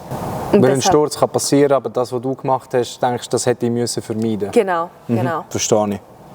Und eben, das war einfach nur mein Bock gewesen. Mhm. So ein bisschen, ja. Okay. Ich habe das Zitat vom SRF rausgenommen, Zusammenfassung von der EM-Quali. Jetzt vor Rimini, Entschuldigung. Mhm. Auch wenn sie den Teamfinal der besten 8 Nationen wie erwartet verpassen, so ist es punktemäßig eine klare Steigerung zu den beiden letzten EMs. Ich lese es noch eigentlich so, wie ich es aufnehme. Okay. Auch wenn sie den Teamfinal der besten 8 Nationen wie erwartet verpassen, und der Rest lese ich eigentlich nicht. Okay. Wenn ich so etwas Persönliches höre, hätte ich auch das Gefühl, die glauben eh nicht an uns. So, ja, es sind ein bisschen besser gewesen, aber ich schaffe es eh nicht. Ja. Wie empfindest du das? Bei mir ist es zum Teil auch so. Also, dass ich eben so mit einem negativen Unterton alles lese. Auch, ich kann mich auch erinnern, bei der WM in Antwerpen hat sich Lena qualifiziert. Mhm. Und nachher ist bei mir gestanden, wo ohne Exploit. Und ich so, okay, aber ich hatte trotzdem einen guten Wettkampf gehabt. Es war trotzdem sehr gut gewesen. Ich bin als Reserve eingesprungen. Und ja, es ist bei mir nicht vor der Tür gewesen, dass ich mich jetzt für die Olympia qualifiziere. Ich war schon froh, ich bin nicht dabei gewesen. Und eben meine Saison ist auch wieder, also meine Vorbereitung ist auch wieder wild gewesen. Und dass ich jetzt da stehen kann und eben wieder 4 von 4 Übungen durchturnen konnte, ist halt so ein bisschen so, ja, schau, jetzt sehen sie wieder, sie hat es nicht geschafft. Oder sie ist wieder nicht die etwas Grosses erreicht hat. Und das hat halt wie Zeit gebraucht, um zu verstehen, dass die Medien halt erstens so funktionieren. Und dass, die am wenigsten können, sagen am meisten. Das ist einfach so. Ja, nein, es ist so, sorry. Würde jetzt einen Tag hierher kommen, würde jetzt checken, dass mehr dahinter ist. Ja. Oder? Ja, das sicher, aber eben auch so, es regt mich auf, aber nachher motiviert es mich eben so, wie noch mehr, eben wie das so ein bisschen Reversed Psychology. Das hittet bei mir schon manchmal. Ja, aber du hast es jetzt schon mehrmals wiederholt. Man merkt es, dich beißt und ich will jetzt besser. Die Frage ist, willst du es besser zum Ineisen drücken oder zum dir selber beweisen, dass du es doch kannst? Ja, es ist, glaube ich, so ein bisschen beides. Weil es ist, bei mir selber ist halt wie mehr, ich weiss, dass ich zu mehr noch fähig bin. Und nachher, wenn sie so etwas sagen, ist so, okay, jetzt, ich mache es schon auch für mich, aber das mache ich schon die ganze Zeit, aber so, jetzt mache ich so noch für euch, so ein bisschen zusätzlich noch. Okay. Was glaubst du denn, fehlt dem schweizerischen Frauenkunstturnen, um es aufs nächste Level zu schaffen, um sich wirklich regelmäßig an grossen Wettkämpfen zu qualifizieren? Ich glaube, Ruhe und Zeit. Also, eben in letzter Zeit war es unruhig gewesen und es ist gefühlt die ganze Zeit irgendetwas gewesen, wo wir uns auch außerhalb der Halle haben müssen darum kümmern. Und halt die psychische Belastung ist ziemlich hoch gewesen. Und eben, dass wir Ruhe haben, eben Klarheit, die jetzt auch schon viel, viel besser ist, dass wir die haben und das können wir stabil behalten, dass wir eben uns nur aufs Turnen fokussieren können, weil wir haben Leute. Also ich bin der Meinung, wir haben auch wirklich mit denen, die ich jetzt trainiere, wir haben das Zeug dazu, um eben die Leistungen zu bringen, die zum Beispiel jetzt sie erwarten, zum Beispiel ein Teamfinale, wir könnten es schaffen. Ja, es war zum Teil so viel rundherum, die halt uns belastet haben oder die uns wie so ein bisschen gestört haben, dass wir wie nicht vollen Fokus auf dem Training haben. Einfach ablenken. Genau. Ja. Weißt du, die Sache, die ich jetzt halt auch im Kurs besprochen habe mit Partnern, du hast einfach beim Männerkunstturnen bei euch in der Schweiz hast einfach das Gefühl, die Männer werden das Team aufgebaut. Und wenn du die Vergangenheit vom Frauenkunstturnen anschaust, es ist immer jemand. Ja. Es war Ariella, dann war es Julia und jetzt ist es einfach so wie nichts mehr. Steffi kann mich gerne korrigieren, wenn das nicht stimmt. Sie hat einfach irgendwo in einem Interview mal gesagt, dass, wo Julia weg ist, haben sie plötzlich sie als Zugpferd nehmen. Und ich glaube, sie hat noch gesagt, also, ich bin schon ewig da und jetzt plötzlich bin ich genug wichtig, weißt? Ja. Darum habe ich einfach das Gefühl, es braucht immer so ein Zugpferd bei den Frauen, anstatt dass man sich konzentriert darauf wie bei den Männern, dass wir alle fördert als Team, weil die Männer haben hohen Gas gegeben in den letzten paar Jahren. Ich habe es gerade mit dem Noah angeschaut. Es hat nicht viel gefehlt jetzt an der EM, dass sie, an den Olympischen Spielen, dass sie Italien jetzt geschlagen hätten. Weißt du, was ich meine? Und das ist eigentlich für ein kleines Land, das weniger Talent zur Verfügung hat, geil. Und darum ist auch meine Frage, hast du das Gefühl, es wird bei euch eher als Team gepusht oder eher einzeln? Oder wie es bis jetzt war? Ich sage mal, wie es bis jetzt war. Jetzt hast du gesagt, jetzt ist es am besser werden. Ja, ich glaube, es ist so, eigentlich das Ziel war eigentlich schon immer gewesen, dass das Team so befördert wird, auch weil bei der Selektion, also bei den Zielen für so EM und so ist eigentlich das erste immer das Teamresultat. Ich weiß jetzt nicht, wie so, ich weiß nicht, ob das wie nie aufgegangen ist und deshalb hat man wie eine andere Erfolgsquelle wie zum Beispiel gesucht, um das irgendwie erreichen. Aber eigentlich ist ja schon, eigentlich ist auch bei den Frauen das Ziel, das Teamresultat. Man weiss, dass über das Teamresultat man gute Erfolge machen kann. Aber ich glaube, es ist auch zum Teil vielleicht einfacher bei den Frauen als Einzelsportlerin, zum Beispiel in ein EM-Final oder so zu kommen. Und deshalb halt das, weil sie halt die Quali einzeln geschafft hat, dass das dann vielleicht irgendwie, ja, dass das halt wie mehr Aufmerksamkeit bekommt und nachher das so gepusht wird, weil das der einzige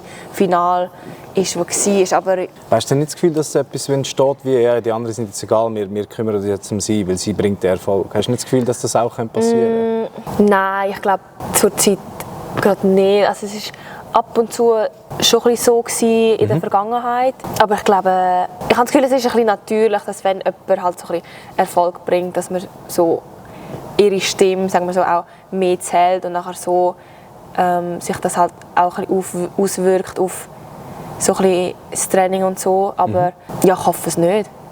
Ich auch nicht. Ich bin nicht da, ich kann es nicht beurteilen, darum frage ich. Ja.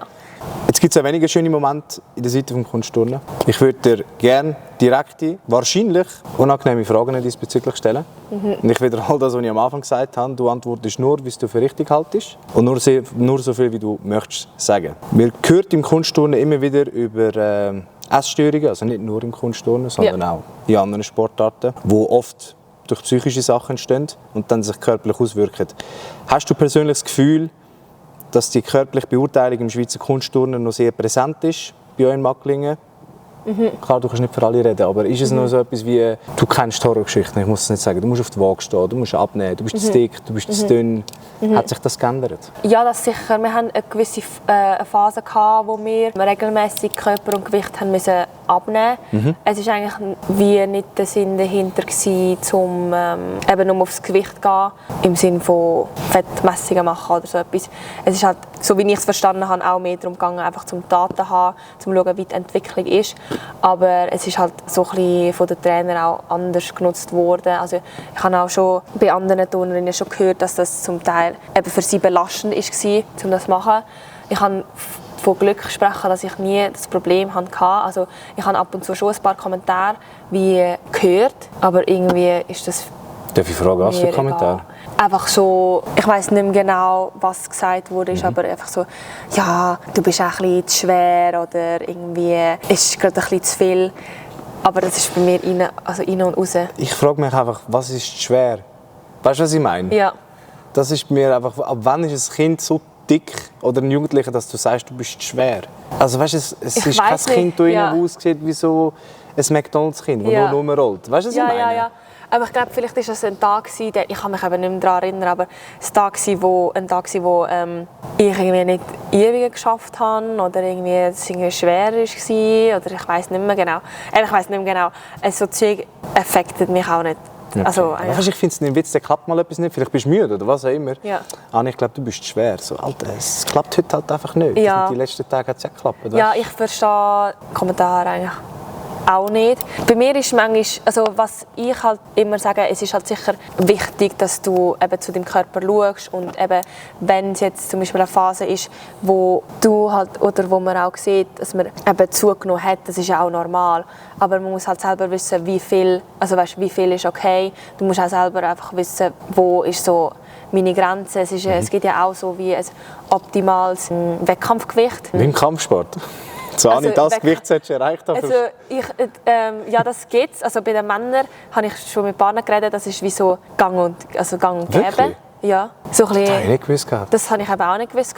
Es interessiert mich schon auch, eben, zum schauen, wo kann ich noch, sagen wir so, ein bisschen an meinen Sachen schleifen, dass es irgendwie noch besser wird. Aber ich habe halt wie auch zu wenig Informationen und es ist halt für mich auch wichtig, dass es trotzdem. Also ich will immer noch das essen, auf was ich Lust habe und so. Aber ich würde halt schon gerne wissen, bis wo, also weißt, was geben zum Beispiel andere auf oder wo sind so ihre Sachen, woran sie daran arbeiten, was sind alles Sachen, wo sie darauf achten, wenn es darum geht, zum in Form zu kommen, eben im Wettkampf, was ist wichtig und eben bei Barnen ist es halt ja, zum Beispiel das zu erreichen oder so. Es ist sicher etwas, wo, sagen wir so, ich finde, es sollte einfach kein Tabuthema sein, zum Gut, ich finde, wenn du das Tabuthema daraus machst, dann bist du einfach nicht naiv, weil die Ernährung zu Profisport gehört halt einfach dazu. Ja, genau. Und dann solltest du halt auch darüber reden und sagen, ja, ich habe jetzt das Wochenende keine Ahnung, 2 Muffins gehabt, scheissegal, Genau. ich habe Lust drauf gehabt. Ja. Aber ich verbrenne dir ja so viel und wenn es 1-2 pro Woche ist, ich weiss nicht, wie viele Kalorien du am Tag verbrennst, aber es werden ein paar sein. Ja. Nein, ich habe auch dort viel zu wenig, sagen wir so, Daten. Ja, so wirklich so Kommentare, die einfach so unnötig sind von Trainern. Das ist halt auch vor allem auch nicht der richtige Weg, wie man das angehen sollte. Gut, Hankehr, und wie sprichst du das an als Trainer? Weißt du, wenn du siehst, vielleicht einer oder eine lässt sich ein bisschen gehen, wie sprichst du das an? Ja. Die Verletzungsgefahr ist auch viel grösser. Und das ist, wir haben das jetzt gerade im Kurs gehabt, die Biomechanik. Beim Reck von 4 Meter Abgang, das sind 15 G. Und wenn du jetzt 3-4 Kilo mehr drauf hast, mal 15 gerechnet, das kann ja schon, oder? Wenig kann ja schon viel ausmachen. Aber eben, wie sprichst du als Trainer, wie würdest du das als Trainer ansprechen? Ich würde sicher nicht, so wie es bei mir war, einfach in der Halle schnell einen Kommentar liegen lassen. Ja gut, das ist sowieso. Aber ich glaube, das ist auch dort, wie es bei den meisten abgelaufen ist. Also wie so ein bisschen in der Halle, wo auch andere trainieren, vor anderen eben so. So läuft es meistens ab? Habe ich das Gefühl, ja. Also es ist nicht irgendwie, Anni, es ist schnell Zeit, mir ist aufgefallen, hast du in letzter Zeit ja, so ist es bei mir, gewesen. Ja. Aber eben, ich kann wirklich, das ist bei mir rein und raus und ich so, okay, wenn du das Gefühl hast. Zeugt von mentaler Stärke. Hat auch nicht jeder. Ein paar musst du uns anschauen und es bleibt ein paar Tage hängen. Weißt ja, ich weiss aber nicht, ob es bei mir mentale Stärke ist. Oder einfach scheissegal einstellen. Das ist aber auch gut, das schützt dich ja auch. Weil das ist dann, ich glaube, dann habe ich es wie eben, habe ich wie nicht so viel, wie sagt man, mich darum gesorgt, sagen wir so ein bisschen. Ich habe gewusst, was ich machen will. Ich trainiere, ich kann ja trainieren. Dann ist es so, aber wie fest ist dir die Ernährung selber? Also es wird sicher Wert darauf gelegt, du hast vorhin gesagt, ihr habt Experten, die euch auch unterstützen. Ja. Du selber? Also musst du nicht sagen, wenn du nicht willst, dass irgendjemand etwas erfährt. Nein. Ich habe wirklich kein Problem damit. Übertreibst. Das habe ich jetzt nicht gesagt. Aber nein, ich esse eigentlich immer das, was ich Lust habe. Also da im Paschwo finde ich es wirklich sehr gut. Also so wie ausgewogen. Also ich finde, wenn man da isst, ist es schwierig, dass man wie nur Schlechtes isst. Ich habe wirklich viel lernen, oder ich musste lernen, Gemüse essen. Also bevor ich hierher gekommen bin, habe ich nur Pasta mit Soße gegessen. Fleisch. Also ein Kind, das kein Gemüse isst? Ja. Okay. Und das habe ich da gelernt, aber weißt, so, weil ich das auch wollte, weil es wieder gegangen ist, ich habe gewusst, das ist wichtig.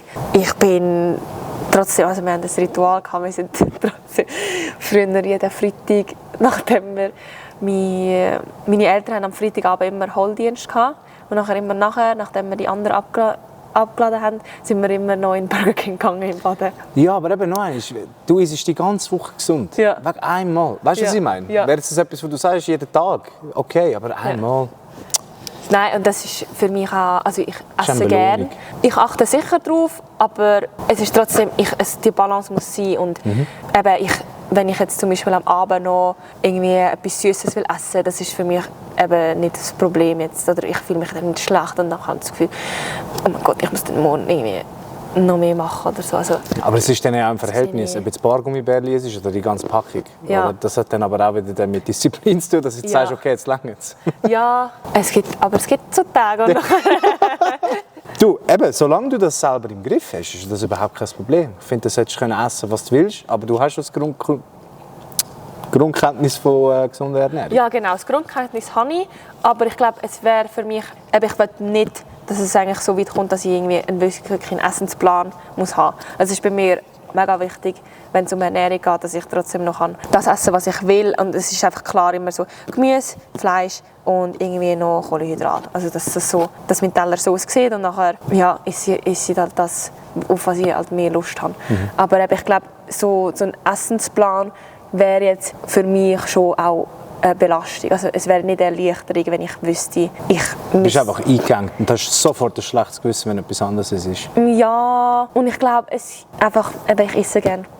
Das wäre für mich wie zu schlimm, um mich daran zu halten, wenn ich gerade nicht Lust auf das habe. Nachher habe ich schlechte Laune, nachher habe ich nicht das Gefühl, dass das wirklich so geht, wie es sollte. Ja. Du hast vorher angesprochen, dass jetzt ein Wechsel da ist. Und jetzt sagen wir eben Skandal, die waren wegen der Ariella, gewisse Einblicke ins Buch von der Julia, das Macklingen-Protokoll und auch letztes Jahr der Brief, wo ich weiss nicht, wer von euch Turnerinnen den Brief geschickt hat, das ist mir egal. Es geht mir auch nicht darum, wer es war. Sondern du hast gesagt, es ist sich jetzt am Besseren oder es hat sich bessert. Glaubst du, es entwickelt sich in eine Richtung, wo nachhaltige Besserung ist, wo auch wirklich auf lange Zeit raus mit einer Ruhe im Umfeld Erfolg auch kann erzielt werden? Ich glaube schon, weil eben, wie ich so das Team spüre, oder vor allem ich bin auch sehr engagiert, dass es eben nachhaltig besser wird. Also dass die Rollenverteilung wirklich klar ist jetzt, dass das so in Zukunft auch weiter kann so gehen. Und eben, dass ich engagiere mich auch gerne, eben, dass es nicht nur um jetzt meine Karriere geht, sondern eben, dass das Ganze wirklich klar ist und nachher so aufgebaut wird. Und eben, wir probieren auch so gut wie möglich unsere Inputs zu geben. Ich glaube, es wird schon in die Richtung gehen, weil ich auch merke, dass es auch vom Verband aus, dass sie auch sehen, da muss jetzt wirklich aufgeräumt werden. Eben, es ist viel, was verbessert werden. Und ich glaube, wir sind jetzt alle sehr auch engagiert, um das zu machen und mit dem Gewissen, dass es nicht nur für uns ist, sondern auch für die Zukunft. Mehr, ihr Turnerin oder der Verband? Ich habe das Gefühl... Weil ihr seid ja am Ende dieser Kette. Verstehst du, was ich meine? Ihr seid das Resultat. Ja.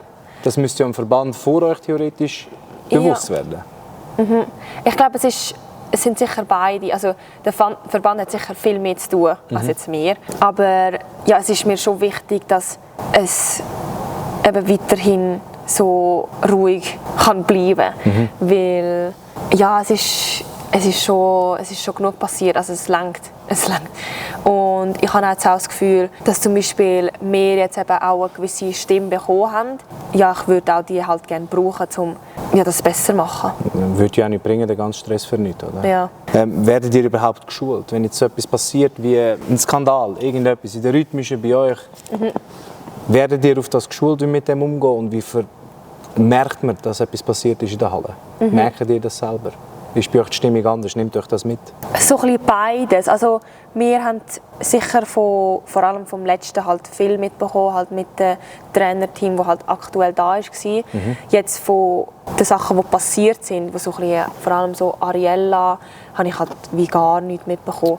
Ja, es ist halt schon irgendwie sehr präsent, aber zum Teil auch wie gar nicht. Eben zum Teil ist manchmal so ein bisschen, das ist alles bei der Verbandsseite und wir sind einfach trotzdem eben so im Mackling am weiter trainieren. Also das habe ich manchmal schon gemerkt, dass ja, unser Alltag geht weiter und es ist wie so, ja, fast ein bisschen Kopf ausschalten und trotzdem weitermachen. Aber eben, wir haben auch schon gemerkt, dass zum Beispiel das letzte Jahr sehr belastend war, wo du einfach so innerlich irgendwie hast und es ist wie so ein bisschen, ja, immer da gewesen, aber eben, du hast wie probiert, um einfach dein Zeug zu machen. Also es ist so ein bisschen, irgendwie ist schon Trend gewesen, aber irgendwie eben auch nicht. Auf so Sachen geschult, spezifisch, so Mittel. Also wir haben jetzt, ich glaube, das letzte Jahr oder Anfangs dieses Jahres das erste Mal so Coaching-Tage gehabt, wo es eben darum geht, wie mit Medien umgehen. Aber jetzt sind wir so weit, dass wir über Interaktionen reden, die normal sind. Also Interviews oder irgendwie Anfragen oder so Zeug. Also wir sind halt wie noch nicht so weit, dass es darum geht, wie mit so Skandal und Negativschlagzeilen umgehen. Also. Okay. Ja, weil Steffi hat im Podcast auch gesagt, dass sie eigentlich gar nie Medien geschult wurde, nicht wirklich. Ja. Okay, aber es ist bei dir jetzt auch nie irgendwie eine Anfrage gekommen, wir würden gerne mit euch über die Skandale reden? Nein, bei mir jetzt nicht. Bei ihr weiss ich nicht, aber eben jetzt, dieses Jahr haben wir das erste Mal so Coaching, es sind wirklich so Coaching-Days für Social Media und all das Zeug gewesen. Und das ist wirklich auch spannend gewesen. Klar, zum Teil ist es klar, eben zum Beispiel hast du so ein paar Sachen wie Auftreten, wie Fragen beantworten und so Zeug. Aber nutzt du das gerade da bei mir? Nein, also ich denke jetzt nicht aktiv dran. Ja, eben so über so wie mit Negativschlagzeilen oder so etwas umgehen haben wir auch nicht gehabt. Wieso meinst du, dauert es so lange, bis so Sachen an die Öffentlichkeit kommen? Weißt du, du hörst ja, egal welcher Sportart, wenn ein Skandal ist, es geht Jahre, bis die Person an die Öffentlichkeit geht. Ja. Ist es nur die Angst, dass man vielleicht verurteilt wird oder den Sport vielleicht nicht machen kann? Ja, ich glaube, eine grosse Rolle ist schon, dass wenn man noch wie in diesem System drin ist, dass es einem viel mehr Angst macht und eben so ein bisschen, dass die Konsequenzen halt viel stärker sind, wie zum Beispiel, dass man die Sportart nicht mehr betreiben kann. Also das würde mich am meisten einschüchtern, weil es ist halt so ein Zwiespalt zwischen, ja, ich will ja turnen, aber das ist passiert und das ist eigentlich nicht okay. Ja, ich weiss halt nicht. Überhaupt kein Problem. Du hast das gesagt, was dir in den Sinn kam, und mit dem bin ich absolut zufrieden. Aber gibt es Themen, wo dir jetzt der SCV sagt, Anni, über das darfst du nicht reden? Nein, so spezifisch nicht. Aber sie sind schon auch dort halt die junge Vergangenheit, ziemlich vorsichtig. Bin ich jetzt aber auch, muss ich sagen. Also ich will jetzt nicht, dass noch irgendetwas kommt, wo jetzt das ganze Licht eben vom Kunstturnen, weil wir merken ja auch, dass wir sind jetzt die da sind und wir auf uns wird das jetzt bezogen. Obwohl es zum Teil in der Vergangenheit war und sehr weit in der Vergangenheit oder eine andere Sportart. Und ich will ja auch, dass man vom Kunstturnen liest und es ist etwas Schönes, eine schöne Sportart und eben mit vielen jungen Turnerinnen, die eben auch so an die Spitze kommen und das ist eben, ja, dass sie halt das so sehen, wie ich es zur Zeit gerade gesehen. Eben, zum Beispiel, wie ich das Swiss Cup einfach so geniessen kann und die Freude habe, dass das auch so viel erleben kann. Deshalb probiere ich jetzt auch so ein bisschen zu pushen, dass das so ein bisschen mehr gibt vom Turnen, wo halt positiver ist als negativ. Ja. Aber wäre es dann nicht umso besser, wenn man aktiv so Gespräche auch macht?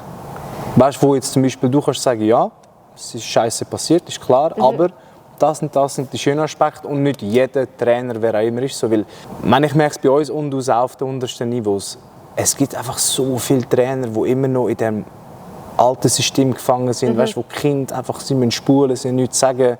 Einfach mehr Objekte und Gegenstände als Menschen. Und mich macht das persönlich hässig. Ich muss dann von dort weg, weil ist ja egal wieso. Aber ich finde einfach, die sterben ja irgendwann dann auch hoffentlich weg.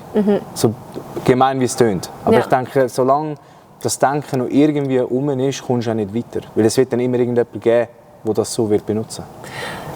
Ja, das sicher. Also ich weiss einfach wie zum Teil nicht, wie so eben aktiv so die Gespräche, sozusagen mit die Message so zu spreaden. Ja, aber ich denke, es fängt ja als Trainerseite, kann ich dir nur sagen, und ich bin ja erst seit knapp 3 Jahren Trainer, aber ich finde, es fängt ja nur schon damit an, dass du aktiv mit der Turnerin ein Gespräch suchst. Ist es so zu viel verlangt, hey Anni, wie geht's dir heute? Und wenn du mich dann anlügst, bist du selber schuld, weißt du, was ich meine?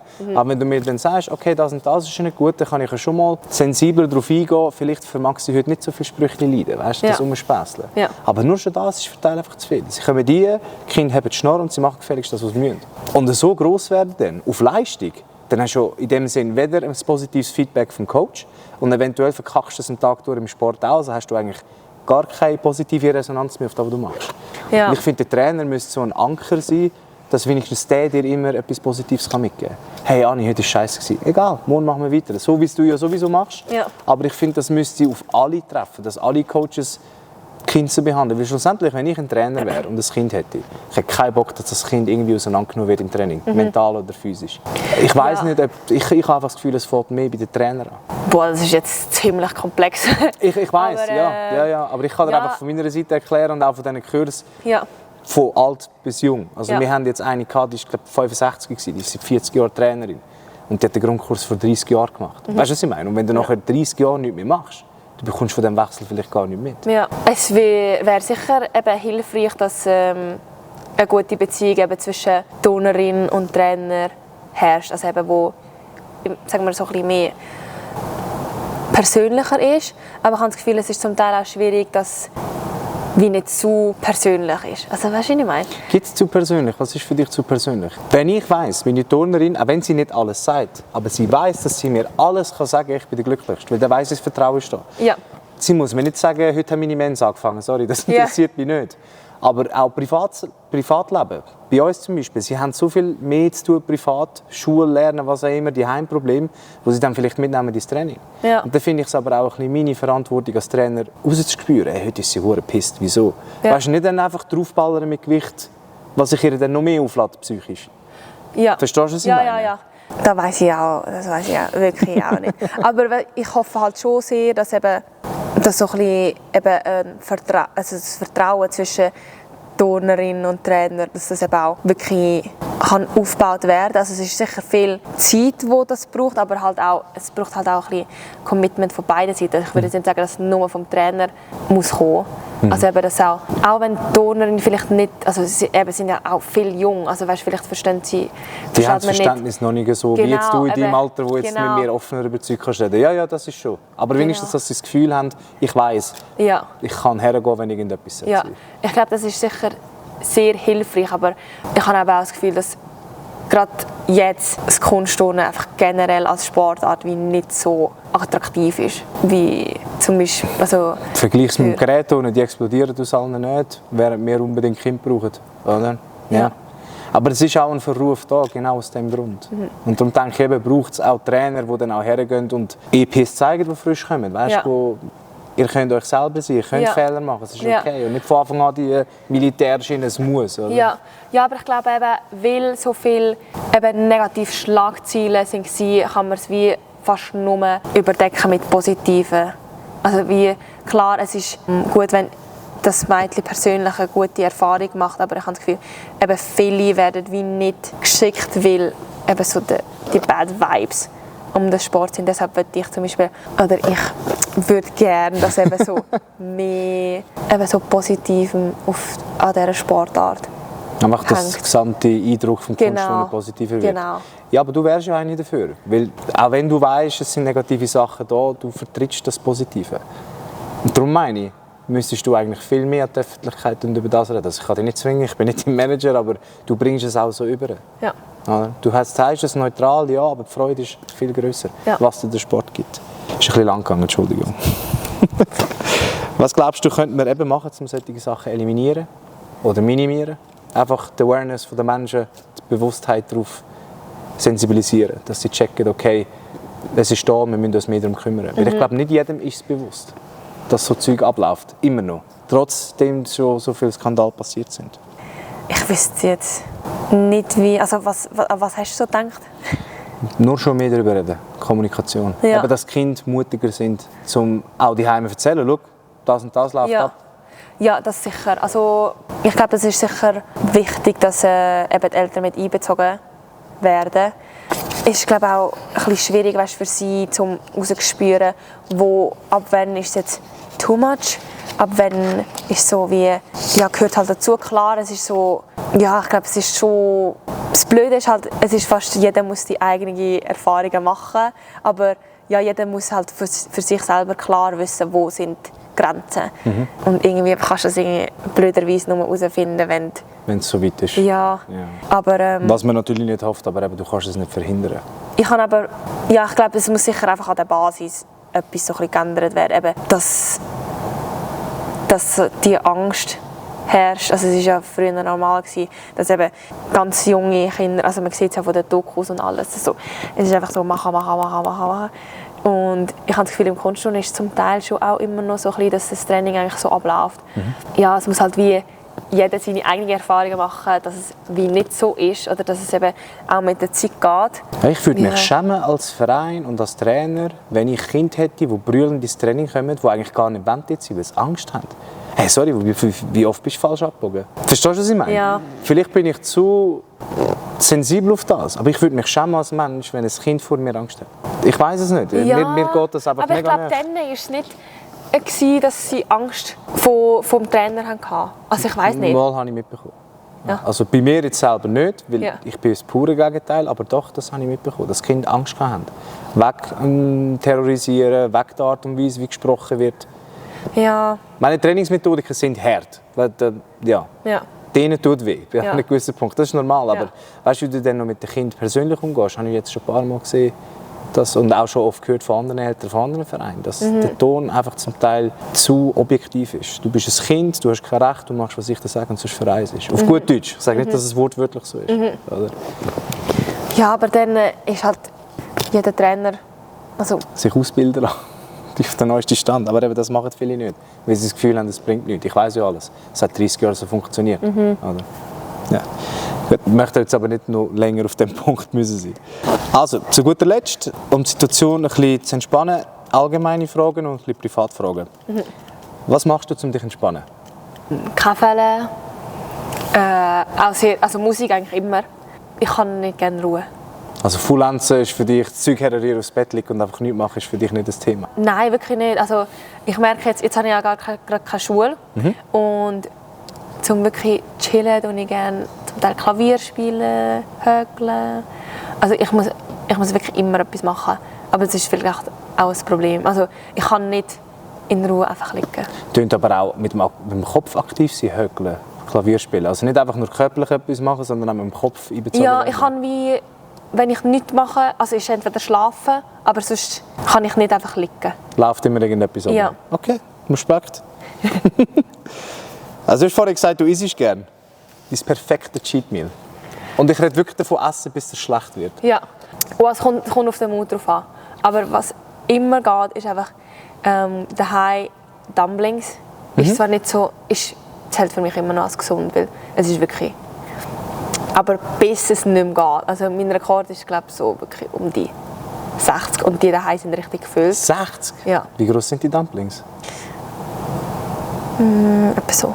Sie sind etwa ein bisschen grösser als Ravioli. Das ist ein verdammter Klumpen im Magen, das ist nur Ja. Teig. Ja, 60? nein. Ja, nein, aber so viel Teig aufs Mal. Ja. Okay, ja gut. Ja, aber ich bin ein Pasta-Mensch. Das Teigwaren-Mensch. Ich liebe Pasta, Teigwaren. Also falls du wieder mal so etwas machst, du mal abwägen, wie viel Teig das ist. Das nicht mehr wundern. Ja, Das ist kann ich machen. Also ist das etwas, was du regelmäßig machst, in dem Fall? Dumplings? Nein, ja, regelmäßig daheim, aber es ist so vielleicht so alle 2 Monate. Darf ich die Frage ein bisschen verhärten? Weißt du, das ist jetzt sehr makaber, weißt du, was ein Death Row ist? Nein. Das ist der Todestrakt im Gefängnis. Die werden Ja. hingerichtet und du hast nur ein Menü, das du dir wünschen darfst. Ja. Die bereitet dir jeden Scheiß zu. Ja, Dumplings. Dumplings. Ja. So, das ist dein Lieblingsessen. Ja. Das Okay. ist einfach wow. Aber eben so Sushi, wenn ich nicht müsste die ganze Zeit so viel zahlen, das wäre Selber everyday. machen, ist doch schnell gemacht. Der Reis ist verdammt mühsam, der Rest sonst. Es geht. Es gibt doch fängs Sets zum alles machen. Ja, also daheim muss ich halt immer alles machen. Also jede einzelne Rolle. Ja. Und dann habe ich manchmal schon genug, bevor ich anfange zu essen. Ja. Ich habe dich vorher schon gefragt, über was regst du dich auf? Du hast es mir genug gut beantwortet, aber jetzt nehmen wir es in dem Fall im Privatleben. Was regst du dich dort auf? Oh, schwierig. Kann es sein, dass du ein entspannter Mensch bist? Du hast gesagt, meistens geht es ja rechts rein, links raus. Vielleicht ist die Zündschnur bei dir einfach zu lang. Ja. Boah, also die meisten Sachen, die mich halt aufregen, sind wirklich so in der Halle. Jetzt außerhalb ist wirklich schwierig. Vielleicht will ich eben gerade auch nichts Grosses haben, aber ich glaube am Morgen irgendwie Menschen, die nicht laufen können. Oder im Weg stehen, meinst du? Die so entweder mitten im Weg laufen, aber nicht rechts und links, oder einfach anhalten oder irgendwie nicht wissen, ob links oder... Also, das finde ich ganz schlimm. Okay. Also dann... ja. Was ist für dich ein absolutes No-Go, wo du müsstest sagen, das würde ich nie in meinem Leben akzeptieren? Auf was bezogen? Alles, was du willst. Das sind freie Fragen, auf alles. Boah. Wäre aber cool, wenn es nicht auf den Sport bezogen wäre. Ja. No-Gos. Also zum Beispiel für mich ist es No-Go respektlos sein. Da werde ich hässlich. Es gibt keinen Grund, einen anderen Menschen respektlos zu behandeln. Ja. Ich glaube, wenn es irgendwie... Ich hätte nicht gedacht, dass das so... Ich hätte auch Frage ist, nicht... Ja, ich hätte auch... No, ja, so Respektlosigkeit gegenüber Familie. Das geht nicht. Klar, also andere auch, aber ich glaube, bei Familie ist so wirklich... Das ist deine eher eine Priorität? Ja. Okay, gut. Was macht dich glücklich und bringt dich zum Lachen? Was mich glücklich macht, ist Essen. Habe ich mitbekommen. Da haben wir das Gefühl, ich bin die ganze Zeit am Essen. Aber nein, was mich auch glücklich macht, ist einfach ein guter Lachfleisch unter Freunden. Also, So einer, der die Beine zusammenkracht und du bleibst einfach am Boden. Genau. Also das ist wirklich, ich brauche nicht mehr. Am meisten so, klar, so beim Kaffee, aber so wirklich so rauslachen, dass wir von den Stühlen fallen, das ist etwas. Okay, das ist schön zu hören. Gibt es andere Sportarten, die du mal gerne ausprobieren würdest? Nein. Ich bin eben schon ziemlich faul, wenn es darum geht, außerhalb der Halle. Ja. Oder eine Extremsportart, wie Fallschirmspringen oder so? Fallschirmspringen würde ich gerne einfach mal machen. Aber wie nicht so eine andere Sportart wirklich so ausüben. Dürftest du das vom Verband aus, Extremsportarten ausführen? Also ich glaube, so ein Fallschirmsprung würde schon gehen. Schon. Also uns wird nicht verboten zum Skifahren oder so. Ja, weil das macht. Über den Winter. Gibt es ja Sportarten, Ja. wo das verboten wird. Ja. Frage, ja. Oder nicht, dass ich wüsste. Also ich müsste vielleicht... Versuchst du es mal, hörst du es dann? Also ich tue Skifahren. Ja, also dann denke ich nicht. Ja. Aber eben, ich glaube, ich würde nicht... Ich habe auch schon oft überlegt, was ich nach dem Turnen machen würde, ob ich irgendwie Sport machen würde. Also ich glaube, eine Pause wirst du sicher mal gönnen und dann Ja. vielleicht neu orientieren, was will ich machen. Ja, ich glaube, ich brauche sicher irgendetwas. Aber ich sehe mich jetzt nicht so eine Sportart so intensiv ausüben. Ich merke auch, ich habe nicht so Interesse. Okay. Das ist schon gut. Wie würdest du dich selber einer fremden Person wie mir jetzt vorstellen? Wie ich mich würde Dich vorstellen? selber würdest du beschreiben, ja? Ah, mich beschreiben? Ja, Entschuldigung. Ziemlich aufgestellt. So ein bisschen aus einem Mix aus introvertiert und extrovertiert. Also eigentlich schon extrovertiert. Ich kann so zum Beispiel gut Konversationen mit Fremden anfangen, aber es gibt Situationen, da bin ich extrem introvertiert. Und vielleicht auch so ein bisschen ein Streber. Ja. Wie viel hast du durch das Kunstturnen verpasst und schmerzt dich das? Wie viel verpasst? Meiner Meinung nach eigentlich nichts. Ich hatte wirklich nie ein Problem, wenn es jetzt darum gegangen ist. Im Sinne von, ja, die Freunde erleben gerade das und das, sind irgendwie, können dort in die Ferien und dort umreisen und machen die Erfahrungen. Also hat mich wie nie groß gestört, dass ich das wie nicht habe. Ich habe das wie auch jetzt, also eben mit Reisen an Turnier oder jetzt habe ich auch so eine Ferien, also ich hole das wie so ein bisschen nach, aber es ist auch... Erlebst du es auch ein bisschen anders? Genau. Aber es ist nicht, dass du das Gefühl hast, das fehlt mir komplett. Genau. Ja. Also ich wüsste, sonst ja, nein, eigentlich nicht. Okay. Bist du ein Zukunftsdenker? Zur Zeit gerade schon.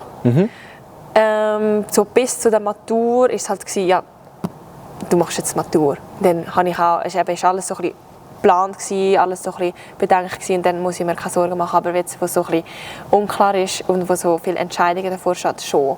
Okay. Aber generell würde ich sagen, eher Zukunftsdenker als so spontan Day by Day. Weil du bist ja noch relativ jung und wenn alles gut läuft, körperlich, psychisch, wirst du noch lange hoffentlich Kunstturnen machen, solange du Spass daran hast. Aber hast du schon überlegt, was du danach machst? Ist dir schon mal die Idee gekommen, in diese Richtung würde ich gerne? Oder denkst du, das sehe ich dann, wenn ich langsam merke, vielleicht noch 1-2 Jahre? Ja, es geht so. Es ist halt wie so ein bisschen phasenmässig, dass sich immer so ein bisschen verändern. Deshalb habe ich das Gefühl, kann ich nicht so grossen Wert darauf legen, was ich dort gedacht habe. Wie zum Beispiel, habe ich mal eine Chirurgin werden, aber jetzt ist es so ein bisschen, ja, doch nicht. Und nachher interessiert mich mega so eben Design und ja, so, ja, vor allem Design, aber weiss jetzt halt gerade nicht, wie umsetzen. Deshalb ist es wie so, ja, das schaue ich dann. Aber du hast auf jeden Fall genug Ideen. Das ist ja schon mal gut. Ja. Du weißt auf jeden Fall, dass du sicher etwas willst machen. Ja, ja. Okay, gut. Hast du Angst vor diesem Schritt? Wenn du mal irgendwann sagst, fertig, Kunstturnen? Weil du hörst halt viel von allgemein Profiathleten, die aus dem Strukturierten rauskommen. Ja. Weil bei dir ist ja wirklich, du weißt genau, was du wenn du jetzt hast. Ja. Und du hörst dann von vielen, die halt abstürzen, Alkohol, Drogen, Selbstmord, weil sie einfach überfordert sind, wie es dann weitergeht. Klar sind jetzt das die Extremfälle. Ja. Aber Ja, bei mir ist es jetzt einfach so, weil ich habe das Gefühl, ich werde gar kein Problem damit haben. machst du mir auch nicht den Eindruck. Weil ich eben auch jetzt schon sagen kann, nein, all die Erfahrungen, die ich gemacht habe, bin ich sehr zufrieden damit und ja, ich habe auch ein sehr sicheres Umfeld eben mit der Familie. Ist wie so, habe ich gar keine Sorgen, dass von ihnen irgendwie noch Erwartungen sind oder ich weiss auch, sie würden mich unterstützen, wenn es jetzt zum Beispiel morgen wäre und ich habe das Gefühl, eben ich turnerisch oder jetzt eben karrieremäßig im Turnen habe ich es wie, ist es okay für mich, aber ich habe sehr viel Motivation und Biss für noch mehr, jetzt gerade vor allem. Eben, der nächste Zyklus fängt an. Ich habe das Gefühl, es wäre für mich auch okay, aber ich habe das Gefühl auch, dass ich jetzt so gerade gar nicht mich mit dem kann identifizieren kann.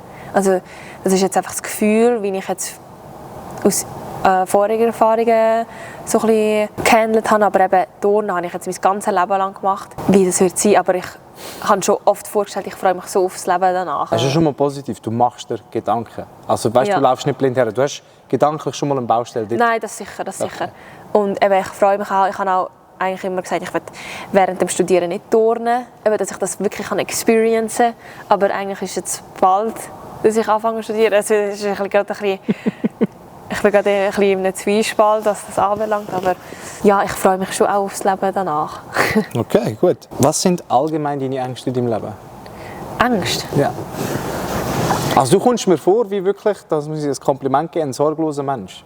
Du gibst mir wirklich das Gefühl, du bist koordiniert, du weißt, wie du es zu tun hast, du hast schon Gedanken für die Zukunft, aber irgendetwas macht dir sicher Sorgen. Ja, ich habe das Gefühl, ich bin vielleicht so, weil ich habe das Gefühl, ja, das wird schon mit der Zeit. Also ich vertraue wirklich darauf, dass mit der Zeit, dass sich alles wird so ergeben, wie es sich wird ergeben. Aber zum Teil ist halt schon ein bisschen so, ich habe schon Angst vom Arbeiten, also von dieser Arbeitswelt, dass es so langweilig wird sein und dass es einfach eben 9 to 5, du gehst nicht her. Wenn du einen Job findest, den du richtig geil findest, dann hast du Glück, dann nicht. Ich habe aber eben das Gefühl, dass ich sehr schnell wieder etwas Neues bräuchte.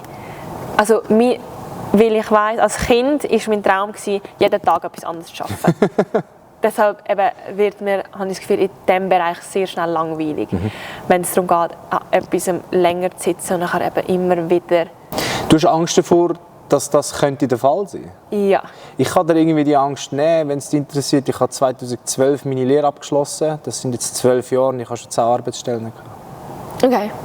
Wenn es dir nicht passt, mach es nicht. Okay. Weil, willst du aufstehen, jeden Tag einfach für einen guten Lohn und das schießt dich eigentlich an. Ja. Bringt dir auch nichts. Ja. Also, da würde ich einfach mit dem Fluss gehen. Wenn du das Gefühl hast, das ist nichts, such dir etwas anderes. Weil ich glaube, es geht irgendwann auf die Psyche, irgendwo gefangen sein, wo es dich einfach anschießt. Ja, eben meine Mutter ist auch eigentlich der lebende Beweis, dass eben du kannst komplett einen Change machen Weil sie war auch Software-Engineer gewesen, aber nachher hat sie zu Neurofeedback-Therapeutin gewechselt. Jetzt zwar wieder zurück. Und das beruhigt mich schon auch. Aber ich habe das Gefühl, die Arbeitswelt ist trotzdem so etwas, wo Es ist eiskalt. scary. Es ist eiskalt. Scary. Aber ich glaube, du hast da schon so eine Disziplin und ein bisschen auch eine dicke Haut kreiert, dass du das vielleicht ein bisschen besser aufnehmen kannst. Ja.